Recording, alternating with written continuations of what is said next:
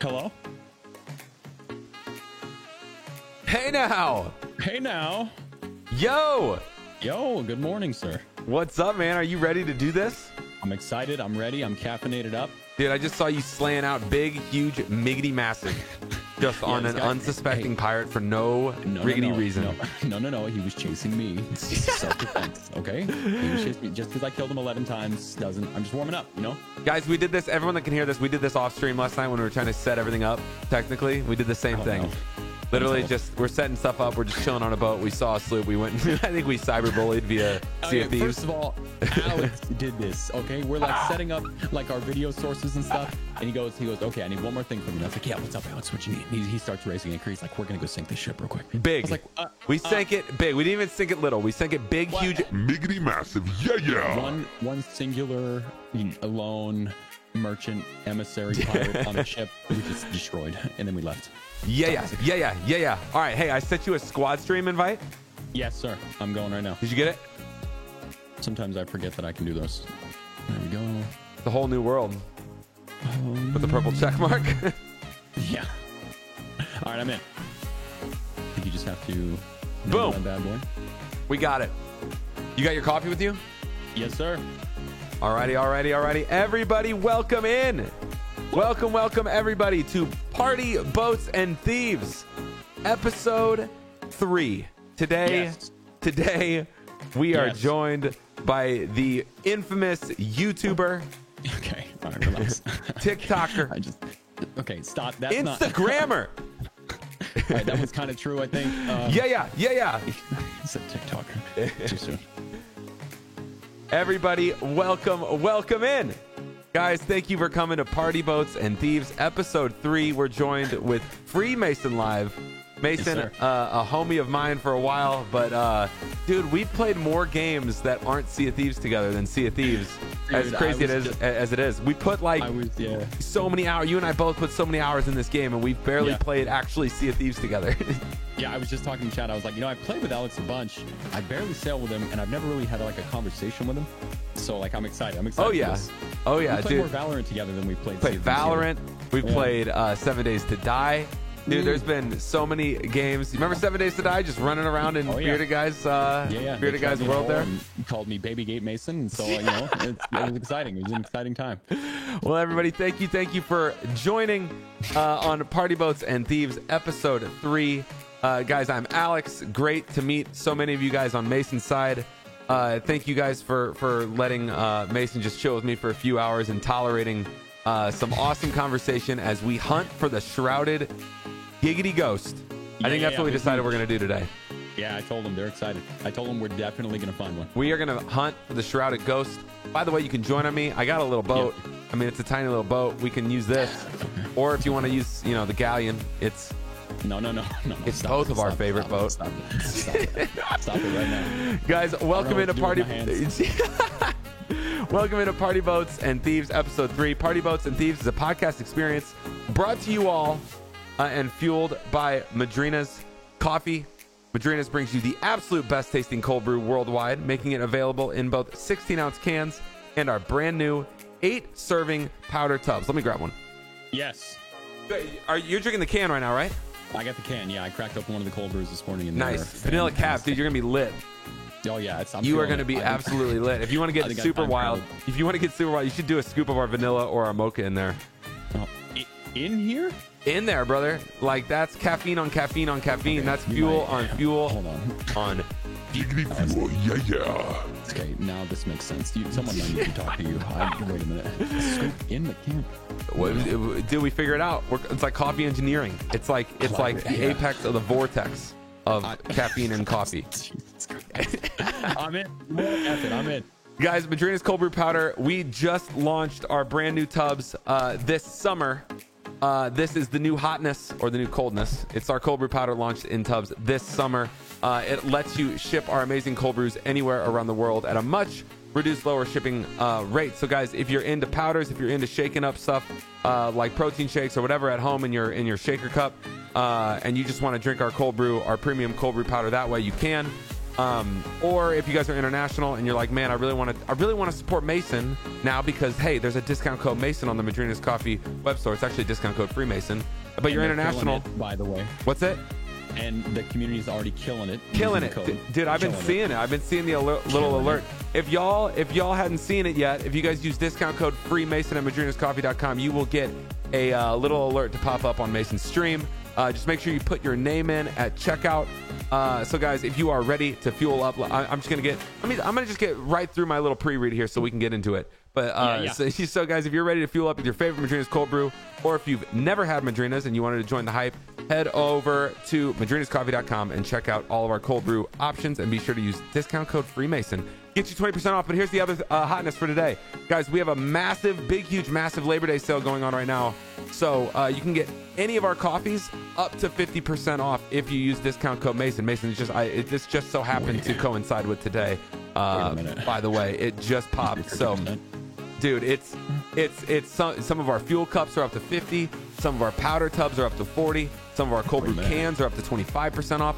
All of which just use discount code Freemason, and it will reconcile the price at checkout. So, chat, that's like halfway to free. It's halfway. Oh. It's really close. I'm not good at math, but it's really close to halfway to free. It's a percentage for sure. So you're already rolling, right? You're already drinking vanilla cap? Oh yeah, I'm in. I'm in. The vanilla cappuccino, I'm in. I'm not adding, caffeine pills and extra scoops like you do, but I'm chilling with the canned vanilla. And it's I don't know if you can see me, but I'm gonna do a mocha powder. I'm gonna do a little scoop right here, and then we are gonna cheers this beautiful Friday, and then we're gonna set sail on this morning party boat, brother. We're gonna set sail on this morning party boat and hunt for the shrouded giggity ghost. And if we find one, a lot of people are gonna be upset. I'll tell you what. I'm pretty jealous of your story of how you got one. What do you mean? I single-handedly killed it by myself alone. One bullet. Yeah, one bullet. That's what I'm talking about. The hyperbole, the things that you can say, just the absolute like clickbaity nature of the words you want to say of how you took it down is just. What do you mean? Clickbaity. Hold on. Freemason Live takes down Shrouded Ghost with one bullet. Boom. Everybody clicks on it. Millions and millions of views. Everyone wants to see who this Freemason pirate is. It worked out. The timing, the right place, right time. Yeah, as long as you're in the right position for the good thumbnail, then you're good. Yes, sir. It's part of you being a YouTuber, which I'm gonna have like a million questions about. Yeah, please. I'm shaking up my powder, guys. If you are drinking Madrina's at home, if you guys are drinking any coffee, if you're drinking anything, and you hang out with me every day, you know what we're about to do. If you guys are in Mason's chat and you've never been a part of what we do on the morning party boats every single morning, this is our morning cheers. We take our Madrinas or anything that we're drinking. If you're international around the world and it's a past coffee time for you, you might be drinking something else. You might be drinking beer. You might be drinking whatever. If you guys got a cup of water, tea, hopefully it's Madrina's. Guys, this is the time. This is warm milk. Yeah, go steam it up. Guys, this is the time of day where we cheers the sun and attack our day with a positive heart, mind, and spirit. And I just take a second to thank all you guys for being here and hanging with me. And today, hanging with Mason. Guys, I am so damn blessed to be able to hit this go live button specifically on this beautiful Friday and record episode 3 with Mason. Mason, thank you again for joining me. Thank you, sir. Cheers. All you guys in both the chats, thank you guys for being here. If you guys don't happen to catch all of this live, you will be able to check this on YouTube right afterwards. This will also be uploaded to SoundCloud and Spotify and the Google Play Store, Google Podcast Store, bunch of Stitcher, places where you listen to podcasts if you guys are into podcasts. So if you guys don't happen to catch all of today's episode 3, you guys can find it afterwards. But in this moment, guys, please raise your glass, raise your powdered shaker, whatever you guys got, raise your can. Guys, thank you for being here. One love to all the homies and all the friends that are hanging with me and Mason today. Y'all are incredible. Like I said, I'm so damn blessed to be able to invite all you guys to come be a part of this. So cheers to Friggity Friday. Yeah. Big, huge. One love. Yeah. I have to give you credit every time I say big, huge, massive, and I say it a lot. Big, huge, miggity, massive. I say it, and then I say shout out to Alex. It's kind of your thing. I have to. It's all right. I've been some of the people in your community have been coming over and dropping the Kantosh emote. Yeah. Which I absolutely love. What? Yeah. All right. So listen, you start streaming like 2 or 3 years ago. You said November of 2017, right? November 23rd, 2017 was my first stream. All right. When did you start on YouTube? I was always very non-committed, but kind of sort of doing YouTube. I would say like within 6 months after my first stream, I started trying to get videos up. They were horrendous and terrible, and I was streaming at like 2,000 bit rate, and you couldn't see anything. And but it's all a learning experience. So I was always kind of off and on doing it, but very seriously for like the last year. You started playing video games when you're like 5, though, right? Like that's the story. Yeah, like you've been gaming forever. Yeah, I don't even remember. It's always been. Yeah. Dude, okay. What chipset do you want to rock today, dude? Also, you're rocking this merchant gear. I am. Yeah. You got the merchant costume on. That. Yeah. Shout out to Hitbo TC. I'm not proud of why I'm wearing this. Okay. I don't have many outfits, so when I try to get dolled up for you, I got merchant. That's what I got. I think there's only one other person I could sail with that is is as hyper focused on PvP and doesn't care about cosmetics and anything else, and that's you. So like. Yeah, do you even care what we have on chipset wise? Well, if I say I don't care, that sounds super negative. So I'm just gonna get super hyped for whatever you pick. All right? No, what do you mean that sounds super? That sounds super truthful. Like I never care. I'm literally just gonna click random stuff. Can I be honest with you? Sure. I would use ship cosmetics if they carried over between servers. So that way you didn't have to click the button every time. Yeah, I don't want to click the button every time. People think it's really quick, but like think of how much we hop servers. What's that, like 30 seconds per server? You add it up, that's like 2 hours and 5 servers or something. Hold on, do you like this chipset? It looks, is this the NVIDIA one? Oh wow, that. Okay, I think I like that, and then let's definitely do the super sweaty hardcore PvP, double gunning, sweaty McSweat, killer whale cannons. I like it. And then elemental. Yeah, how about this? This look good? I like what I'm seeing. This is really good. This is, you know what? I think I have a better outfit for this too. How do we? Do you have a better outfit? You might want to join me in this one, to be honest. Oh, I forgot I gotta put my. What did you just? Oh, let's do it. Oh yeah. Dude, if we're hunting fish the right way.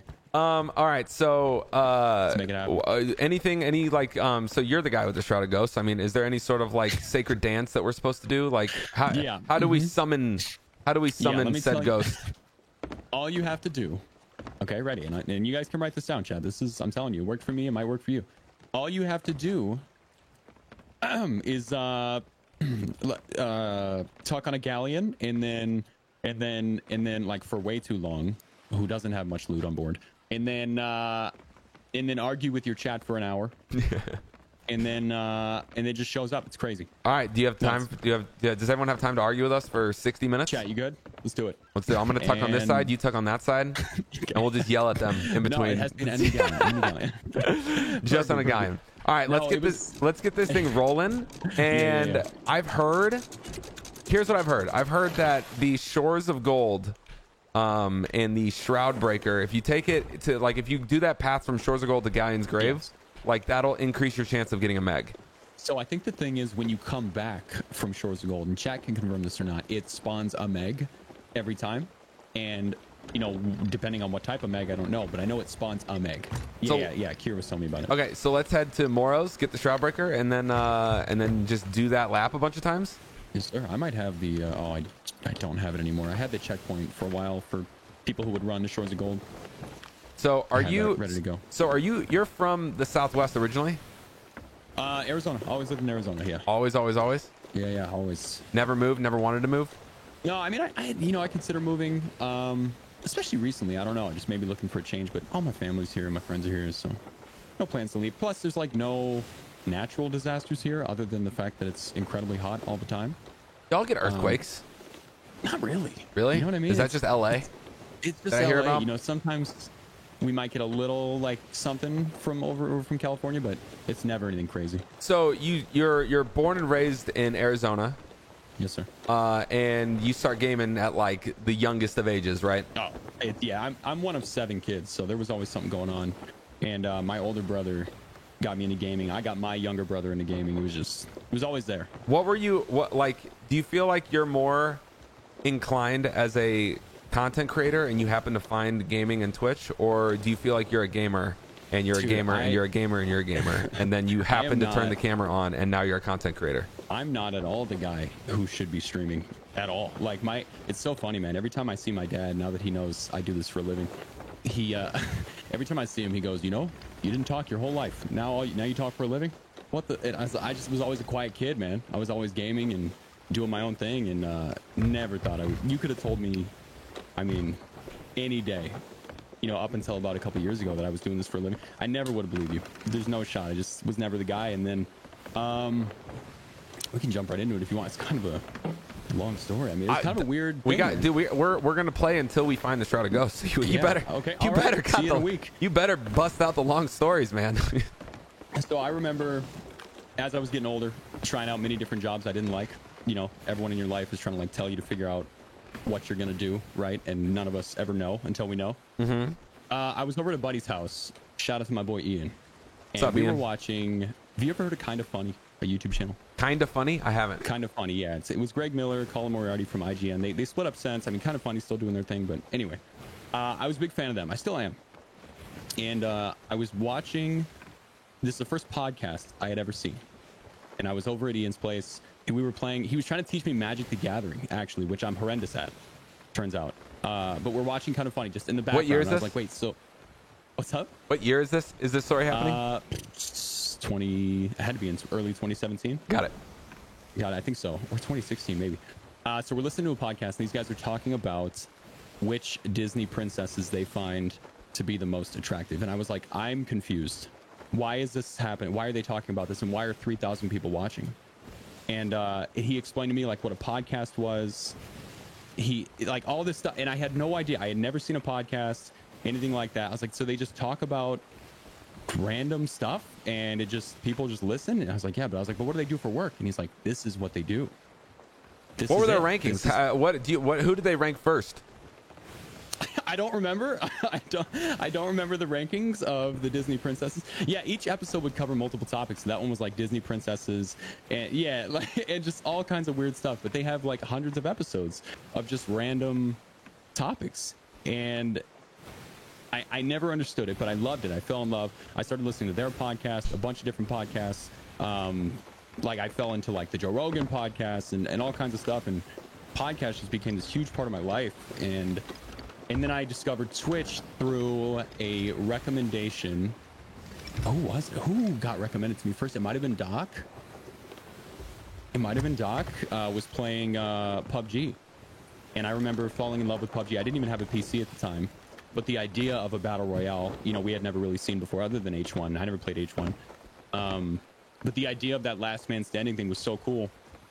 And so a bunch of his videos got recommended to me. And then I eventually found out the videos were coming from Twitch. Mm-hmm. And I was like, oh, but to be a Twitch streamer, you have to be this freaking mullet, sunglasses, crazy 80s cop action hero guy. And I was like, well, I'm not going to do that. No shot. But through Twitch, you find other people, man. Summit 1G and Shroud and these guys who, well, Shroud's a robot, I'm pretty sure. But there are guys who are just regular dudes on Twitch. And that kind of blew my mind. And somewhere in the back of my head, I was like, imagine doing that. And I was like, yeah, but nobody wants to. We all have that same kind of like, well, nobody wants to listen to me talk, though. You know what I mean? Kind of yeah, oh yeah. And that I think we all do. I mean, I don't want to listen to me talk. You know what I mean? Like, voice. I listen to my voice every day, and I despise it. But some people like it apparently, so it worked out. But yeah, man, and I remember in order just to play PUBG, you know, Kevin, my buddy Kev, who's been streaming with me for a long time. I used to have to go to his apartment and play PUBG on his PC because I couldn't afford one. So I would go to his place just to play PUBG, and it's just crazy, man. There's so many different little. So if I skip around a little bit, I apologize. My brain's kind of all over the place. But. Well, I'm starting to get a little scatterbrained too because it appears that there's a ship that's doing the Ashen Wind event. Oh no! Alex, don't look. Alex, don't look. It's 4,000 gold profit. I promise. It's not worth it. I know, but brother, you want to get all 25 of those skulls with accommodation, and I'm gonna get all 25 without doing it once. I'm just gonna steal them all. All right, say less. Let's do it. Here's what we'll do. I'm gonna send the ship to Moros. We have a goal. We have to get the Shroud of Ghosts. But if you want to, go talk, let's recreate the environment in which you found the Shroud of Ghosts the first time around. No, Ashen Winds wasn't around at that time, so imagine. No, and also it's on a galleon. I think it's a sloop. Right? They're doing the Ashen Winds Crooks, it looks like, I think. Maybe? No, maybe that's a Ghost Skelly. I'm out of my mind. No. It's a player sloop. Is it? Okay. I don't know if they're doing... it's hard to say. Looks like they're over near the sea post. So, okay, you're playing PUBG at the time, right? Yeah, but not even for anyone. Like, I would go to his place after work, just to play the game. And then what did you play before PUBG? Like, okay, so I feel like we jumped way ahead there. So For sure. you're like gamer on gamer on gamer. You know, Yeah. it's because Yeah. you know it's kind of like, I think you look at Doc. You brought up Doc. Like, I think you know, you look at someone who's like made for entertainment or made for creating content in any way, shape, or form. Like I've talked to a lot of people that stream on Twitch that are just like, yeah, I was trying to stream on other platforms, or I was just trying to stream in general, make content for the internet, and I found a home on Twitch gaming while I do it. And like, you know, that's such a fundamentally different mindset than, you know, I feel like I'm cut more from the cloth that you're talking about, which you're cut from. And that's just like, yo, I just want to go hard at this game. You know what I mean? And like, I just so happen to also want to turn the camera on and invite people to come hang out while, you know what I mean? So like, what were you playing? What did you like grow up playing in, and like before that stage of your life? Like, what were you playing? Like, what got you into like super hardcore? Like, I'm gaming every day. Yeah. So, well, to your point, to what you mentioned, mine was kind of the opposite though. It was more. I always loved just a good conversation. I just like talking to people, and but then I was like, well, I also love gaming, so this thing seems perfect. But yeah, prior to that, I was just always a console guy. PC was always that, you know, quote unquote PC master race kind of stigma behind it that all me and my friends would make fun of and be like, wow, this guy's got a PC, wow, look at him on his keyboard. Meanwhile, they would trash us in any game all the time. Like, it was, you know what I mean, just how it is. And you don't know until you try it, right? But yeah, it was always on console. I just played everything, man. I was always into shooters. I was never like competitive in games at all, you know, for the most part, just because I was working or going to school or doing other stuff, but just always grew up playing shooters, everything, man. We were on console. Like I said, I was one of 7, so to keep us busy, my dad was more than okay with us gaming. You know what I mean? We were keeping out of his hair for a little bit. And it was just, the games were always around. But there wasn't like one game that you remember as being like the game that you grinded the most? I will say, like, not as a little kid, but probably for me, the most fun I remember having in games was Halo 2 or Halo 3 with my younger brother. Him and I would just split screen, just days would just be gone, just gone. Yeah, we did. I remember one time Halo 4 come out, you know, or was it Halo 3? I think it was Halo 3, actually. We were in a tournament that we weren't supposed to be in, and we almost won it, just as a duo online. He was like 7 at the time. Didn't even make sense. We almost won a Master Chief themed Ford Raptor. Yeah. That, keep in mind, dude, I was like 12. Like, I should not be winning Master Chief themed Ford Raptor. We almost won it, dude. It was awesome. And it was Halo 3? Not Halo 4? I think it was Halo 3 or 4. I'm not sure. Okay. And yo, have you ever seen the movie Boyhood? No. Boyhood's like this like incredibly like impressive movie that it was filmed over 12 years. It like takes the same actor, and every year they filmed him for like a week, and like it's supposed to show, it's crazy. Like, if you've never seen the movie Boyhood or heard of it, like, look it up. It's like how they made it was insane. It like shows the story of a kid from like 6 to 18, like growing up, and like it's the same actor. And it's the same actor. They film him every year for like a week, and it took 12 years to make. So that way, because you know how like you watch a movie and like they'll show a kid when he's young, then they'll show like the more adult version of him or the grown-up version, and it's like clearly 2 different actors, right? And so you know, and you just like accept that like you can't, you know, age someone 12 years in like the 2 months that it takes to film a movie. They like went all out. They filmed it over 12 years or something. I might be misrepresenting like the amount of years, but like it was like a ton of time. Anyway, the movie's really well done, but like part of like what they did every year is kind of like, it was kind of supposed to be like a little time capsule for like basically he's kind of relative to like you and I's age, like you know what I mean, just relatively. And so like the year that Halo 2 came out, they showed him playing Halo 2, and it felt really nostalgic. It felt like you know what I mean, like you always look back and being that age and playing Halo. You know what I mean? So big, man. It was such an important part of our lives, man. It's crazy, and just like those memories. I remember. I'm super bitter toward Halo now because do you remember when Master Chief Collection came out in like 2014? Yes, or whatever. Exactly. When it originally dropped, and it was an absolute garbage freaking truck fire. It just was horrendous. Like, it dropped, and it didn't work for like a year, if you remember when it came out. So when it dropped, my brother was obviously getting older. I was older. I didn't live at home anymore. And I remember he was supposed to come over. I took like 2 days off work. We were just going to game and get nostalgic and play Halo, dude, and chill. And I remember I was so upset, dude. The game just didn't work for like a year. Like, the servers were just horrendous, and you couldn't queue or anything. I was so mad, dude. I haven't played a Halo game since. I was super bitter about it. That's got to be like, it's got to be like the top most like underwhelming or disappointing launch, because I'm with you, man. It like Yeah. you get on at midnight, try to play, and like I feel even to this day like they haven't really done it justice. No, no, I agree. Yeah. So Halo was a big one for you. Halo was a big one. Call of Duty at all? Call of Duty, yeah. Back in the day, middle school, high school, I was always enjoying me some COD. I didn't have Xbox Live for a huge portion of it. I remember, like, I used to, if I wanted to update my Xbox, I would have to take it to my friends' houses who had internet, and I would plug it in and update the Xbox, and then I would have to unplug it and take it home. Yeah, my buddy, my buddy Dustin is in the chat right now. I used to do it at his house. Okay, so you're playing all these games, right? You're one of 7, dude. One of 7. That's actually pretty nutty. What was the age like? What's like the age? We ranged. So I can give you the current ages. We range from what's my little brother, like 12, 13. My oldest brother is 35 or something like that. So it's a pretty wide range. My dad was a busy guy. Pretty wide range. So I mean, yeah, I can see why you're like, hey, I'm gonna stay here, at home. You got a lot of family. Yeah, a lot of family, and not that I don't think I ever answered your original question, but when it comes to just getting into streaming, it just these different broadcasters got shown to me through different recommendations, and it was never something I thought I would do or thought I could do. And it's 100%. You got to give credit to, for one, my significant other Cassie, who's amazing and still obviously supports me in this, and never once ever told me not to do it. I would have quit like 100 times by now. Cheers to Cassie. Yeah, big cheers. Cheers to Cassie. Chad, cheers to Cassie. I would have quit like 100 times by now for sure if it wasn't for her, because it's just in the beginning, man. It's in the beginning of streaming. It's so disheartening. It's so difficult because you see these people with hundreds or thousands of viewers, and you're like, well, I just went live and I don't have any viewers. And the number says 0. The number says 0 for about 6 months, depending on your approach. Is that how long it was? Literally, you were 6 months of kind of just solo streaming. I did a lot of things wrong.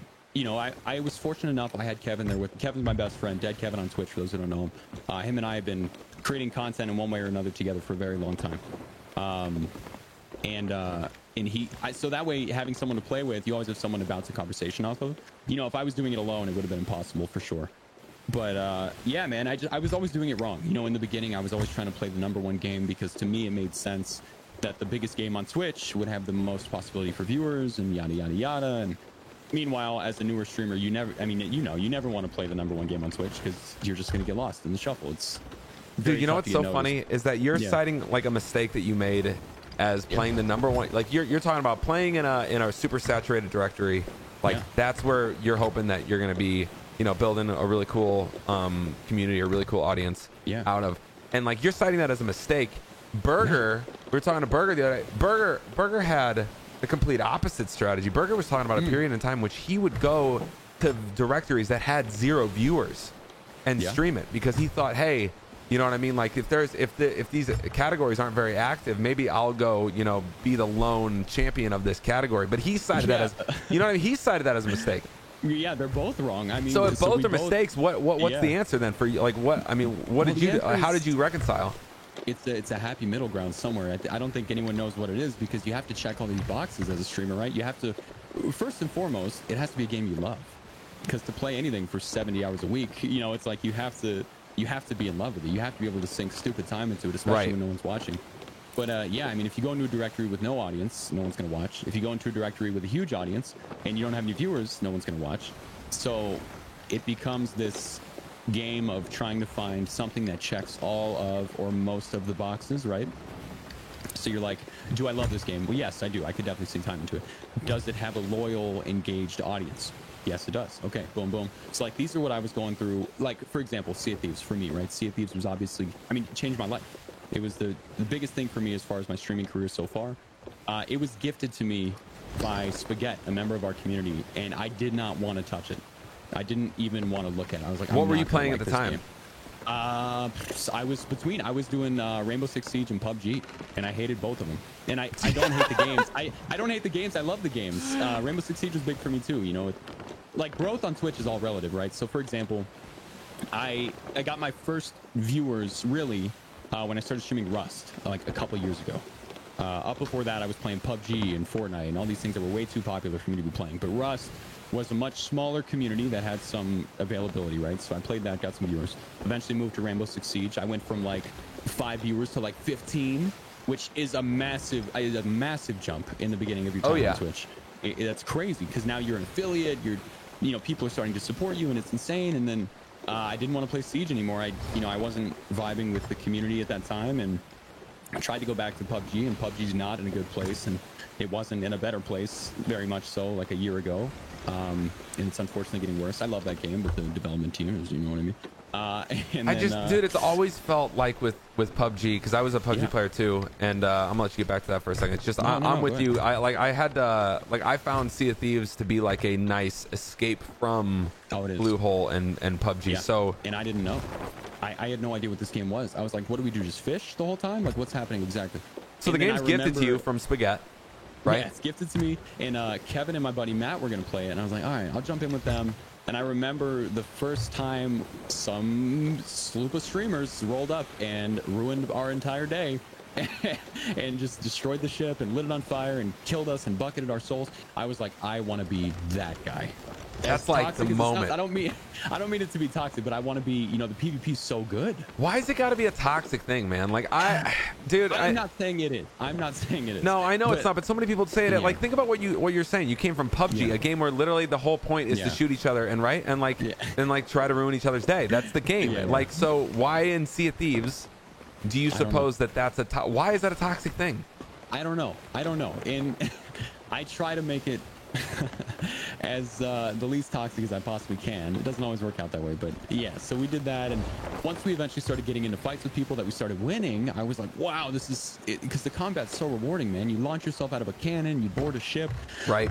Guys ladder guarding, you can get past him, you get on, you drop the anchor. It just has this flow of combat that is so unlike anything else. You're not just pointing and shooting, it's not just the guy with the better aim who wins, which I loved and I just fell in love with. And I started doing. So at the time I had another job. Well, obviously my full-time job at the time. What were you doing? I took a position. I was working for a bank, and I took a position that allowed me to work 410s. Which, for those who have not heard of that, it's 10-hour days, 4 days a week. And I did that so I could have Mondays off to stream. So I would get like an 8, 9, 10-hour day in streaming every Monday. And then when I started taking YouTube seriously, I would drop a YouTube video 30 minutes before my stream, and I would just shamelessly plug it during the entire stream to my 10 viewers. And what happens is, but eventually when you convince enough people to leave a thumbs up on it, it gets recommended to more and more people, yada, yada, yada. And eventually it became the opposite. Now YouTube is a big supporter of the Twitch channel and so on and so forth. But so that's what I would do. And I would sail alone for 10 hours every Monday. And I just fell in love. When I discovered, a lot of the bigger streamers were doing tucks, and I had never heard of that. That was at the time you had to do the sleep emote to freaking tuck, and not that it was that long ago, but like I started end of December was when I first started playing Sea of Thieves. So this past December. Yeah, this past when December, did you hold on? So you take your banking job. Yeah. What road got you there? You just walk in? Do you just walk in and you apply? No, doing a bunch of stuff that people kept telling me I wanted to do. You know what I mean? I someone in your life said you'd be good in the banking field. You should check it out. Not necessarily. It was more just me. It was crazy. It was like, thank you. Just leave it up there. Thank you. I don't know. I didn't know what I wanted to do, man. And I obviously graduated high school and then went to college for an amount of time and did not finish college due to some life stuff. And I was looking around, and I had a couple friends who worked for this company, and I got in on the ground floor, kind of. I was doing collections on the phone, which is not a fun job, and not for me, dude, because I'm naturally kind of an introverted, somewhat soft-spoken dude, which is weird given what I do now. But yeah, dude, that was not it was not a fun job for me, but eventually led to different areas within the company and stuff like that. So it was really, I wasn't like, man, I really want to work for this bank when I get older. It was nothing like that. It was just I needed something to maintain my bills, and they hired me, and I worked for them for a long time. It was actually a great company. Don't get me wrong. I worked with a lot of awesome people. Toward the end of my time there, I was in a great position. I had a good job. So did you bounce around like what was before banking? How many different fields did you bounce around in? Oh yeah. Were you like super like this isn't for me after like a couple months and you're moving on? I was this isn't for me with everything I did, but I didn't move on because coming from like my dad is just crazy, super hard worker guy. So I was always like, well, I was always in this mindset of like, well, I don't love this, but I have to pay the bills, right? I have to do it, right? Myself. So I just Sweat do the equity. just do it, and yeah, just get over it and do the work. You know, I had never been exposed to people doing things they loved for a living until I discovered podcasts, like I mentioned earlier. But let me so my first job ever was you know those guys who hold signs on like the sidewalks and stuff for insurance companies or whatever. So mine was not for an insurance company. It was actually for a member of my family owned a business, and I was holding a sign for them. And you couldn't pick a worse person on this planet to hold signs for your company on the side of the road, dude. It was horrendous. And I live in Phoenix, Arizona. What are you doing? Just standing there holding it? You getting all fancy dancy? Are you doing the dance and everything? Alex, look at me. No. Hey, not one singular. These hips didn't lie once, dude. Like I'm telling you, there was no dancing, none of that. It was very much me, high school me, sadly standing there, you know, just holding. And the only time people would pull into the business to be like, hey, your sign guy, is when they would say like, he looks really sad. Like you should definitely get like a new sign guy or check on him. He might be dying. Like they would pull in and be like, he doesn't look like he's doing well. I would just listen to music and just stand there with the sign for 3 hours at a time. And that was my first job. And I tried to apply. You know how it is when you're young, you know, you try to apply for a bunch of stuff. I got a job at Five Guys, which is a burger place a lot of us have heard of. Shout out to Five Guys, by the way. I worked there for a long time, and then some other stuff, and then eventually found that bank job where I worked for 7 years. Do you have a dog in the whole like burger fight? Like, do you think Five Guys is better than Shake Shack and In-N-Out and all that? Here's my thing. I don't like to pick sides. You know what I'm saying? Five Guys, honestly, quality-wise and taste-wise, is number one. But you're paying a premium. Okay, I understand not wanting to pay for Five Guys. That's like $45. You got to take a mortgage out for a burger. It's ridiculous. But no, so no dog in the fight. No dog in the fight. Okay, so you go from sign guy to burger guy. Yeah. Okay. To bank guy. To bank. So there was nothing in between burger guy and bank guy. I worked at a water park. Were you the lifeguard? No, 1 year I was. 1 year I was a lifeguard. 1 year I worked in the kitchen. Oh, you worked in the, you told them about your burger guy skills. Yeah, my burger guy skills. yeah.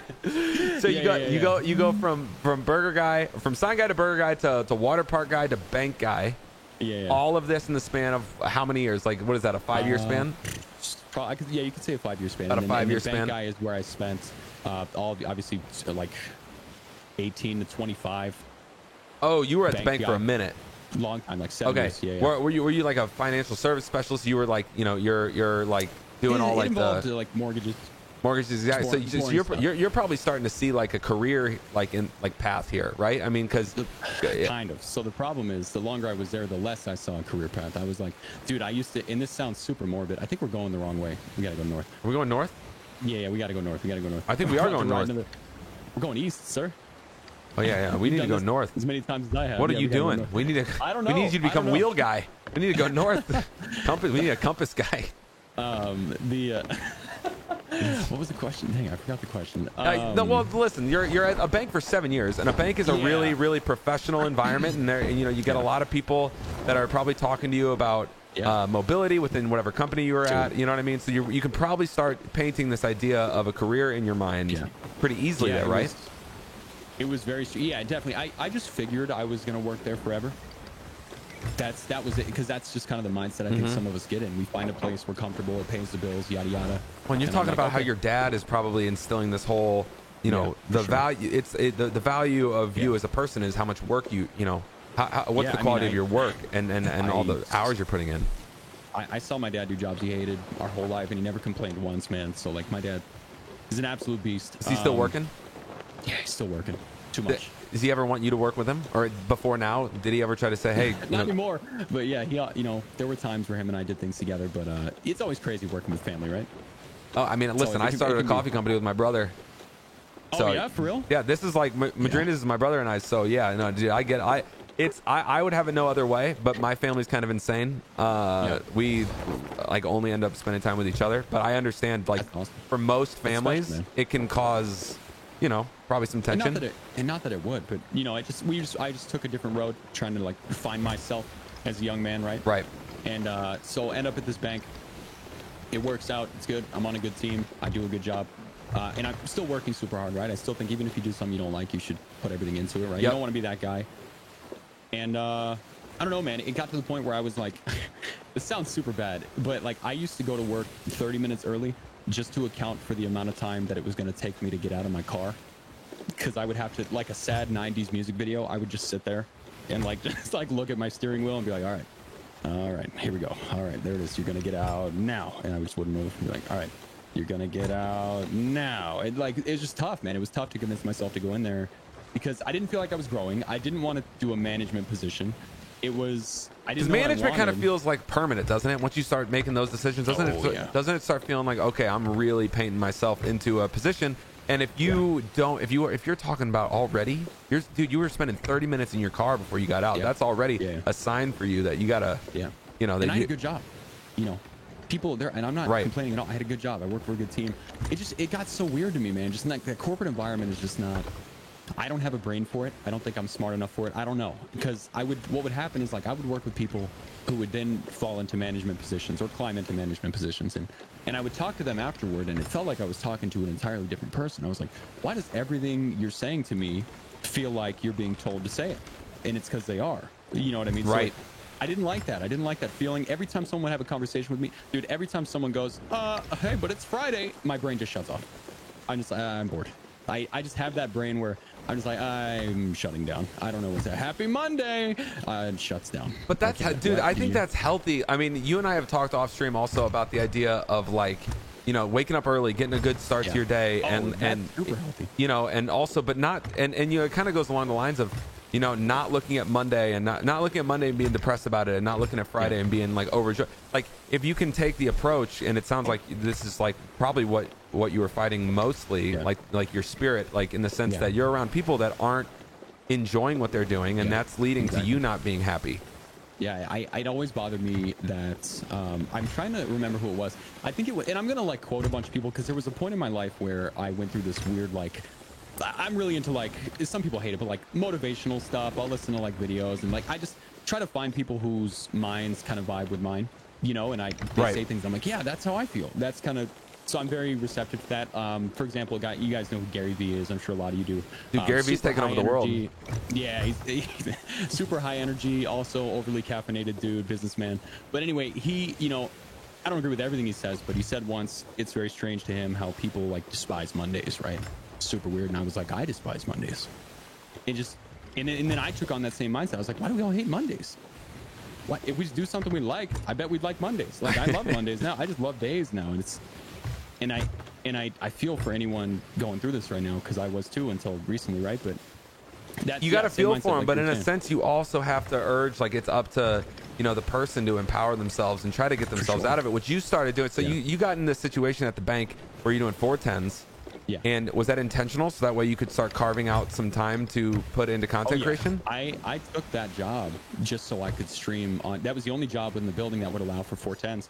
So I took it just so I could stream Mondays. I could get a 10-hour stream in because for my night streams, I couldn't do very long because I would work until around 4 or 5 and I would come home with the family and then, you know, try to get dinner going. And then I would stream afterward, get like 2 hours of stream in, never see Which is not enough. girlfriend. It's not enough. It's not enough anywhere. You know, a big part of this whole thing, and even to this day, I still have trouble with it, is finding balance, you know, and everything. I'm sure we'll talk about that. It's just not enough. You know, you learn quickly. Like 2 hours at a time is great, but and I'm doing it in the evening, right? Which is like, as a new streamer, can be one of the worst times to stream because there's so many more people on. Well, well, you were talking about, you know, being in an oversaturated directory. Yeah. You know, there's this sort of supply and demand of attention, and if you're gonna only stream for 2 hours, which is not a lot, and you're gonna do it at the, you know, the busiest time, you're gonna have a hard time. Yeah. Oh yeah. And like I tell people too, you know, if the only game you love enough to stream it is a game that is in the top 5 or 10 on Twitch, now you have to be the guy who outworks everyone. Now you have to be. I mean, you should be anyway, but now you got to be the guy who gets up at 5 when no one else is on. You know what I mean? There was a long time where, I mean, I still, you know, at weekends I start my stream at 8. I let myself sleep in a little bit. Usually I do 7, but before that, man, for a long time I was getting up at 5. I would start streaming at 6. I would play PUBG or whatever. And that was on the weekends because obviously that's when I would stream. And the reason I was doing that was because that way I was already like 3 or 4 hours into my stream before my family even woke up. because they were sleeping in on the weekends. So that way I would get more time with them because I would do that second half of stream. They would just do their morning thing, and then I would get off around, the afternoon. So that's why I was doing that. So again, trying to find balance. Yeah. So you're working at the bank, and you take this new position. You apply for and get this new position. It's a 410 position. It leaves you 3 days to be, making content and kind of carving out this new sort of professional existence for yourself that you're starting to see. So you start doing Monday like all day, and you also are streaming on the weekends. So only 3 days a week is how you started? Yeah, so I would do Mondays 6 to 5. I would do 11 hours usually, if I could. So like anywhere from like 9, 10, 11 hours, something like that on Mondays. And then during the weekday, I would do every night. And on the weekends, I would get up in the morning and do those. Sometimes 2 on the weekends. Just trying to find the best schedule for me. And this is November of 17. No. This schedule didn't start until, so like, let me fill in the blank for you there. So from November of 17 to like, I would say a year, November, December of 18. I was just very unsure of what I was doing. I was still in that space of like, well, no one really wants to watch me anyway, but this gives me an excuse to play games with Kevin. You know what I mean? So you're still sitting in your car 30 minutes before you walk into the building? Yeah, every day. Yeah, I was still doing a job I didn't love, doing this. And I would stream just at night, stuff like that. And it was, sorry for leaving that blank there. And then after about a year, so 2018, late 2018 is when I started taking it seriously. That was when I got my first couple of viewers. I think that was around when I made it to affiliate as well. And started playing different games. Obviously, like I said, Rust, R6, stuff like that. And I started to notice that with smaller directories, I actually had more viewership. And then I got that job eventually for the 410s, and I would get on early on Mondays. My viewership was way better. I was getting 5, 6, 7 viewers. Yeah. And at that time, early on in streaming career, that's so big. I mean, it's big. It's you go from 0 for so long to now people are hanging with you. It doesn't matter how many people are hanging out with you. Yeah, it's you know crazy. What I mean? It's, and so are you at that point deciding, okay, now I'm also going to start making content for YouTube? We're starting to segue into 2019 here, right? Yeah. So at that point, I discovered guys like, I'm sure a lot of people have heard of him, like Harris Heller over at the Alpha Gaming YouTube channel. And there's a lot of people on YouTube who give advice about streaming and content creation, and a lot of it is very bad, very, very bad advice. I don't want to give examples of who or what that is, but a lot of what he said vibe with me. Disagree or agree with what he says. A lot of what he said at least made sense to me. He was very straightforward about a lot of it. He was like, you kind of got to suck it up. You got to do the thing. And that vibe with me, because like what I said about my dad, he was just a hard worker. And I was like, well, I can work hard. I might not be the funniest guy or the most entertaining guy or the most skilled guy at the game, but I can definitely work hard. I know I can do that. I've done that, even for stuff I didn't like. So imagine doing it for something I like. And I think that was the biggest thing for me, man, was just getting up early and trying to improve as a streamer, learning to talk to myself, because you have to, especially when you're playing alone. You just have to commentate what you're doing, even when no one's there, and no one's there. I tried to always act like there was 100 people watching. I don't know. It was just this weird combination of a lot of things. And like I said, when I discovered other streamers who were just dudes like me, I was like, well, they can do it. They're funnier than me or whatever, but I can have a conversation at least. Podcasting always interested me ever since I discovered Kind of Funny, and that was actually the motivator. So you kind of take all of 2019, and you're starting to see other people succeed, people that are like you just said, like you. You're starting to see examples of stuff you want to do, and that 2019 is a year of reasonable, growth for you, right? Basically sure. You start growing at a proper click, and that's sort of month over month. It's making you believe that this is something you can do full time. That it's possible, So in 2019 was when you could just say that's when I hit affiliate. I think, like, it was late 2018 we hit affiliate, but 2019 was when I got up to like 15, 20 viewers, which was really big for me at the time. But that was, keep in mind, so this is the first time I ever dealt with this. That was 15, 20 viewers from Rainbow Six Siege. So now I'm encountering what all of us streamers deal with. My first time switching games, which is not fun for 15 viewers. Nonetheless, what we deal with now if we play other stuff. So switching over to Sea of Thieves, obviously I took a hit, right? 5 to 10 viewers, we're back down. It doesn't seem like much of a change, but it's half my viewership, So we're doing this thing, but the growth was so much quicker. I remember sending Cass a picture, which is so crazy to think about now. I remember sending her a picture. One day I did an 11-hour stream on a Monday, and I sent her a picture because I got 20 new followers. And I was like, this is insane. And so I sent her after 11 hours. I had 25. I was like, "This is crazy. I'm gonna be famous tomorrow." I'm like an idiot. Like obviously that's not what that's. I mean, but in a sense you kind of were, man. Sea of Thieves and the community has, you know, it's been really awesome for your career. Yeah. It's been amazing, man. But yeah, so 2019 was great for me, and then discovering Sea of Thieves at the end of 2019, you know, the growth was obviously relatively so much faster than anything else I had played, and I loved the game. I could not stop thinking about the game. I wanted to get better at the game, and that was when I discovered our friend Burger Warrior 24, the Pickle Man. The Pickle Man himself. He's the first Sea of Thieves content creator who I started watching. I would watch his stream at work, because when I wasn't streaming, if I was at work, I was watching Twitch. I was never I was not exactly doing. Could you get away with it, or would people would you have to like sneakily do it? No, luckily in the position I was in, I wasn't on phones anymore. I was just doing a thing on a computer. So they were like, if you can pay attention, just do your thing, whatever. So I would have his streams up, and I discovered other content creators and stuff like that, and you guys, and it was just crazy. And so I started taking notes from everybody I was seeing, things they were doing that I liked, and obviously was trying to improve the PvP, because that's what I love most about the game. So watching other guys who did PvP, and just started to slowly improve there. And then the Monday streams took off, and I remember where the biggest switch for me was, I don't know, we went, so December 2019, the craziest month. Things were getting really good, January, February, March, April. And then I remember there was a day in May where it was, May of this year? I think it was May of this year. When did Ships of Fortune drop? May or June? That was, I think, April 22nd of this year. I think it was April. I think it was April 22nd of this year. If we can get confirmation on that. Yeah, I think you're right. So it was April or May. I remember when Ships of Fortune dropped. I was on the way out the door. April 22nd. Thank you. Yeah. Wow. It's old. Wow. I was on the way out the door, and I was on the way to work, and I was telling my girlfriend, I was like, today's update day. And I was out of PTO. I didn't, because I kept taking PTO, for those who don't know, is paid time off. When you work for a company, they give you a lot of time per year that you can, you know, not work and get paid still. Had you already used it all on streaming days? I had used it all on streaming. I 100%. Yeah. Luckily, thank God, I hadn't gotten sick. I was using it all on streaming. I was completely out, and I was like, today's update day. And I'm just looking at her, begging her to like tell me not to go. You know what I mean? Right. And I was like, it's update day. And at the time, I was averaging maybe like 30 or 40 viewers in Sea of Thieves or whatever. Maybe this is just in April. Maybe more. It might have been more. I'm sorry, my timeline's all messed up. It's been such a crazy like 7 months, 8 months. We might have been around the 100 mark at that time. I was gonna say, I thought you. I mean, because like it was like 60. It was like 60. My mods are telling me. Okay. And I remember it was update day, and I was still trying to be the guy who got on before everyone. It was like 5 or 6 a.m.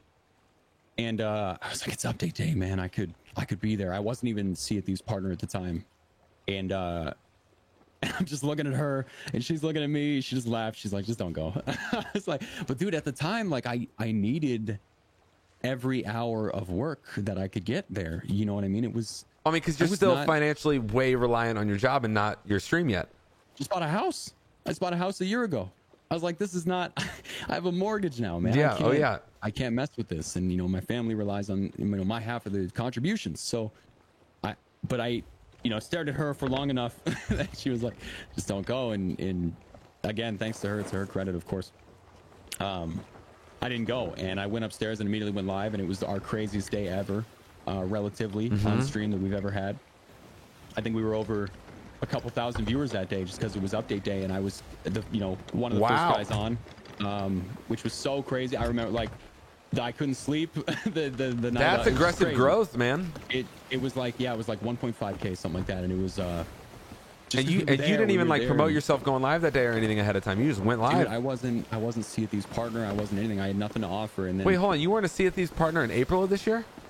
I don't think I was yet, because I remember. I don't think for Ships of Fortune I was. Oh man, dude, this is I didn't realize that. I didn't realize that you're that new to the whole Sea of Thieves partner world. I thought you had been a partner for a minute. I definitely wasn't Twitch partner. Shout out to the ISP that day. Yeah. That's a whole nother story. But yeah, I became partner in June. Yeah. And so we did that. It was a crazy day. Yep. After that, I tried to carry that momentum. Obviously there was drops, or drop off after the update day and stuff like that, but I just tried to carry the momentum into the next few days, and was streaming like crazy those nights. I would come home from work and immediately just jump on stream and try to carry it over, and it just didn't feel the same. Okay, at this point, are you so keyed up about what you're seeing with your content and like the growth of it that at work there you can't think about anything else? There's nothing else. There's nothing else happening in my mind. So at the time, that's when everyone from my company is going work from home because COVID happens, right? Yep. So I'm work from home now, which couldn't be worse for me. Yeah, because the temptation's right there. Dude, everything's here. I was doing it in the same room. I was on my desk with my gaming PC and monitors in front of me and my work laptop on the desk. So what I would do is, so for example, from a broad view, we had a certain amount of time we're supposed to finish a file by, right? Like a quote unquote file, right? So let's say it's an hour. Right. What I would do is I would run through it in 30 minutes and use 30 minutes to edit YouTube videos. I would edit them, and then I would or do thumbnails or whatever. And I did that all day, and it was not good for my productivity. I don't necessarily recommend doing it, but that's what I did. And so that's when I started pushing YouTube videos out to try to carry that momentum.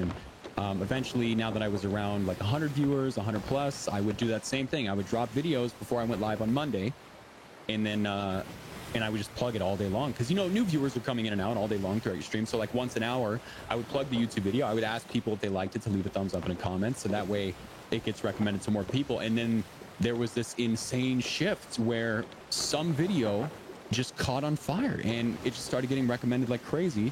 And I would look at my like my dashboard offline. That's what I do. I still do it, which I don't need to anymore. I still do it every morning when I wake up. I look at my dashboard on Twitch to check like my recent alerts. Yep. But at the time, it was all these offline follows, which had never happened for me ever. I had never gotten followers offline. I was like, I didn't even know you could do that. But YouTube was such a big part of that. So I just started doing, so I would get one video out a week. I would drop it every Monday before my stream. I would stream for 10, 11, 12 hours and then repeat and repeat and repeat and repeat. And then once the YouTube videos started getting watched more and more throughout the week, it was for a couple months, and we just kept doing what we're doing. We'd be there on update days early in the morning. And then we had the conversation, the the infamous conversation I had with, and I'm going to be honest with you, and I haven't even told her this. We had the conversation of like, if I make enough in 3 months, for 3 months straight, if I make enough to support everything for me, you're gonna make the leap. We'll pursue this full time. And so 3 months go by.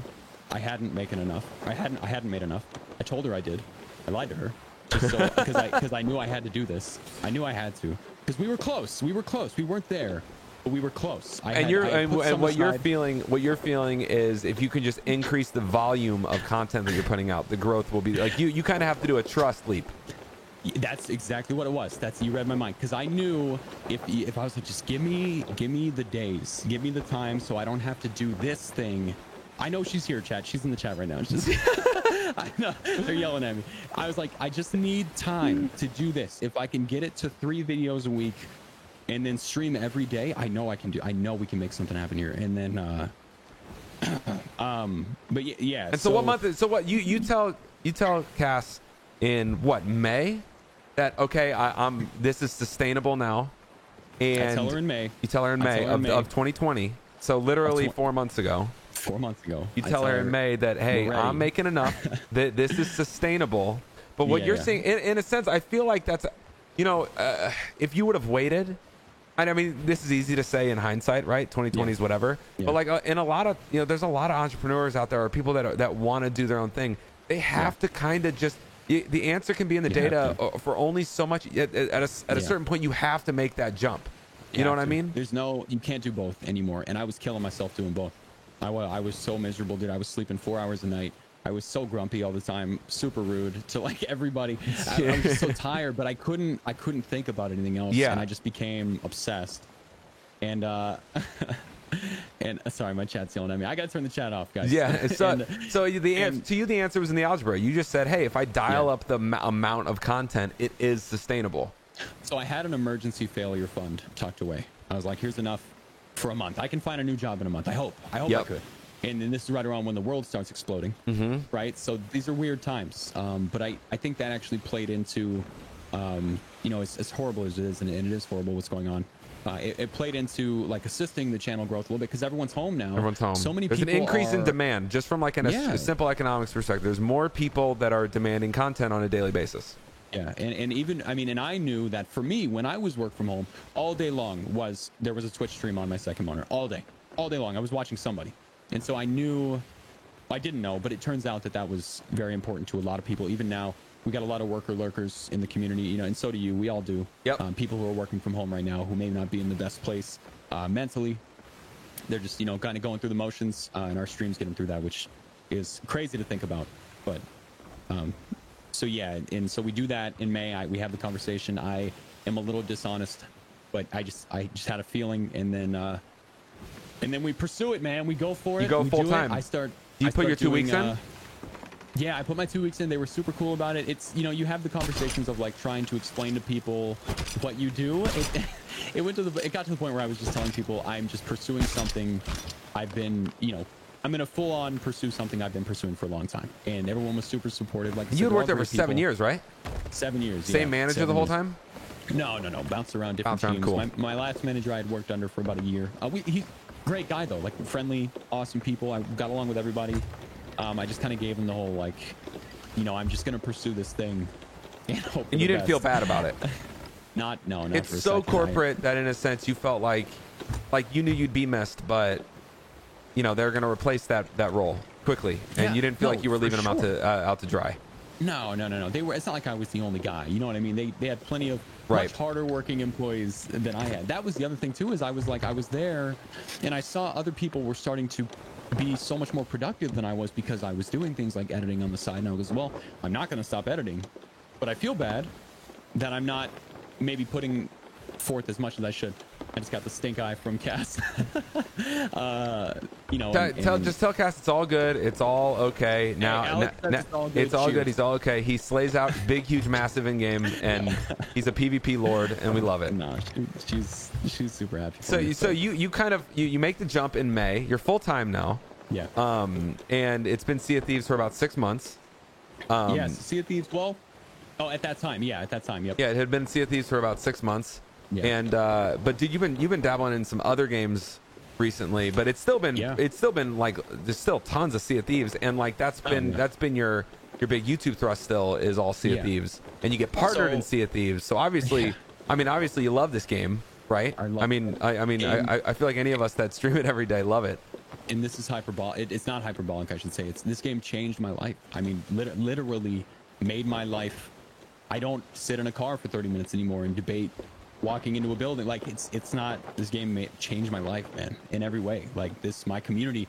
99% of the people in my chat right now only know about this channel because of Sea of Thieves. My mods, all my mods, everyone. Like it's crazy. This game changed my life for sure, in all the best ways.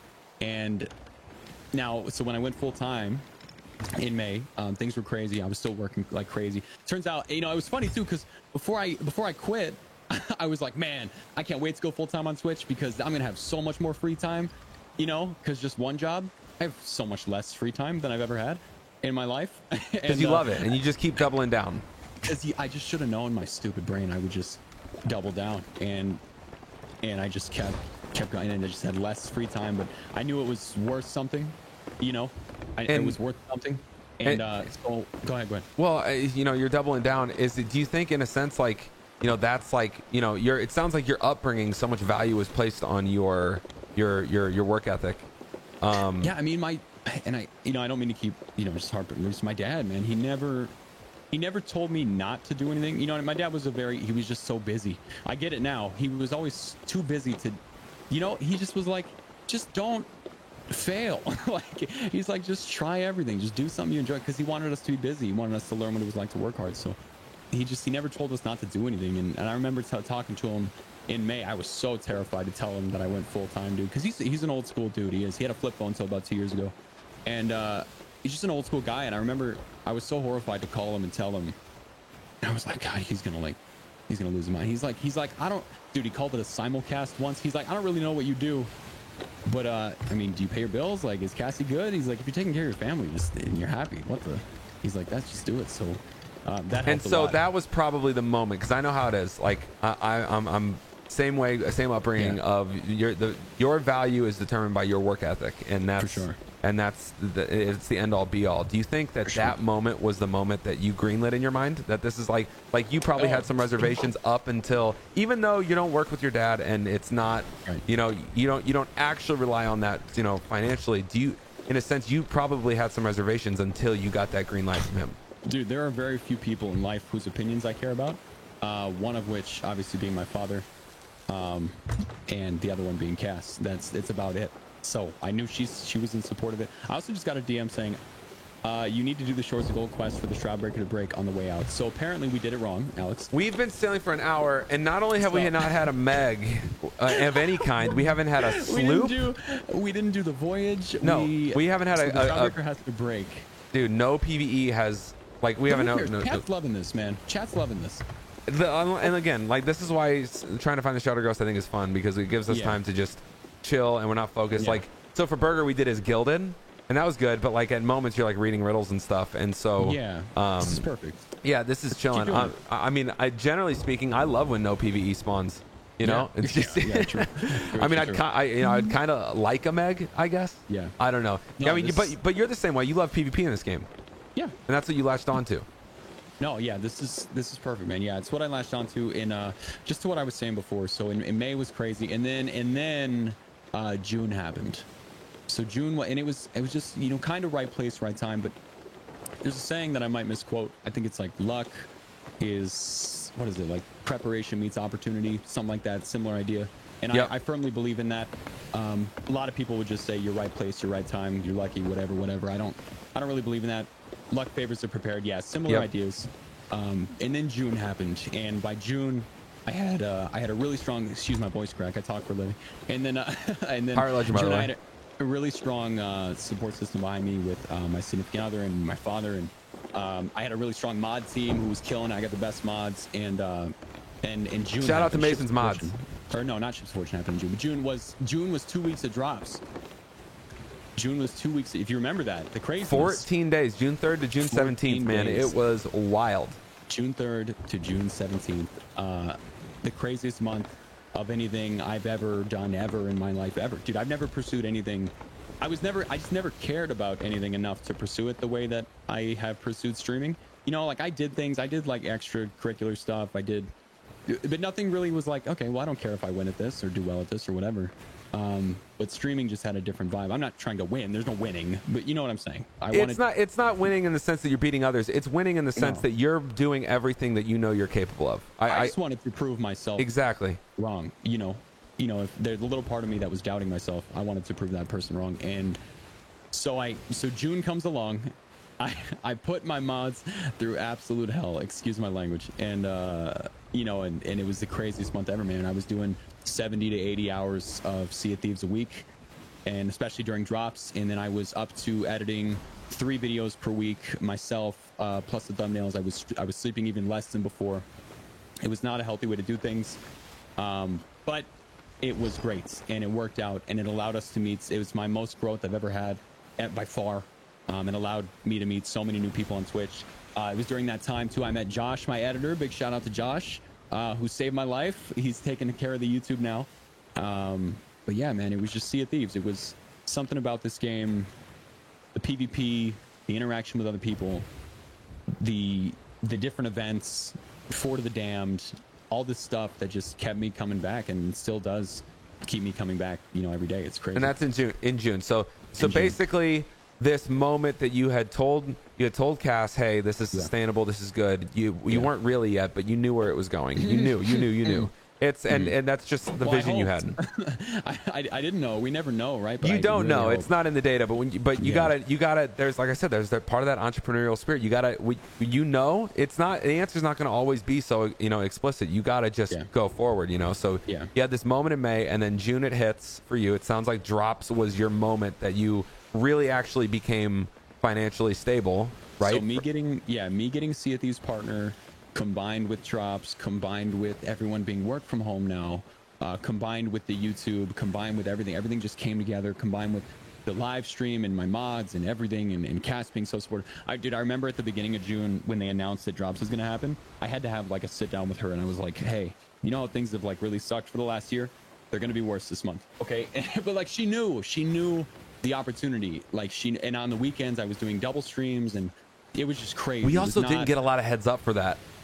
We got like 2 days. I think we were told on June 1st that, hey guys, we have 14 straight days of drops. Like that was a note that we got from the Sea of Thieves partners got a note from the Rare team that said, hey guys, by the way, in 2 days, drops for 14 straight. Like that was a 2-day heads up. 14 days of the most stressful time. I mean, drops are amazing. They're amazing for us and for our streams and our communities, but they're stressful, man. It's not, being a streamer and or a mod and just a member of a community is stressful. I'll tell you what, it's easier on the streamer side. Huge shout out to the mods that support specifically in the Sea of Thieves community for the drops. I mean, it is wild. Dude, I told my mods, I now have this weird anxiety where if I go live and I look over at my chat and I don't see a mod for like 10 minutes, I get super anxious. No pressure, but they're just the best, man. They're just so important when you have like a good mod squad behind you. It's just crazy. It really is. And I know yours are awesome. A lot of your mods will come over and just say hi or whatever, you know what I mean? I remember the day we ran into it. So there was a day you and I ran into each other about 2 maybe 3 weeks ago in Sea of Thieves. We were trying to yoink the same Athena from the same Fort of the Damned. You dusted me too. You shot me in the friggin' back with a blunderbuss. I feel like you were probably you were dealing with some weird glitch. What is that about the blunderbuss? I'm just gonna go soapbox real quick. What is it? How come you can't shoot like right when you ADS? Because that's what you were experiencing. But it got me killed. That's what you were experiencing. So I don't really count that as a dub. Here's some sort of PV. What is this? You hear that? You hear that? Yeah. It's a Meg. Is this a Meg? Imagine. Or is it a ghost ship? Shrouded. You want to take it down? You want to take it down? Whatever.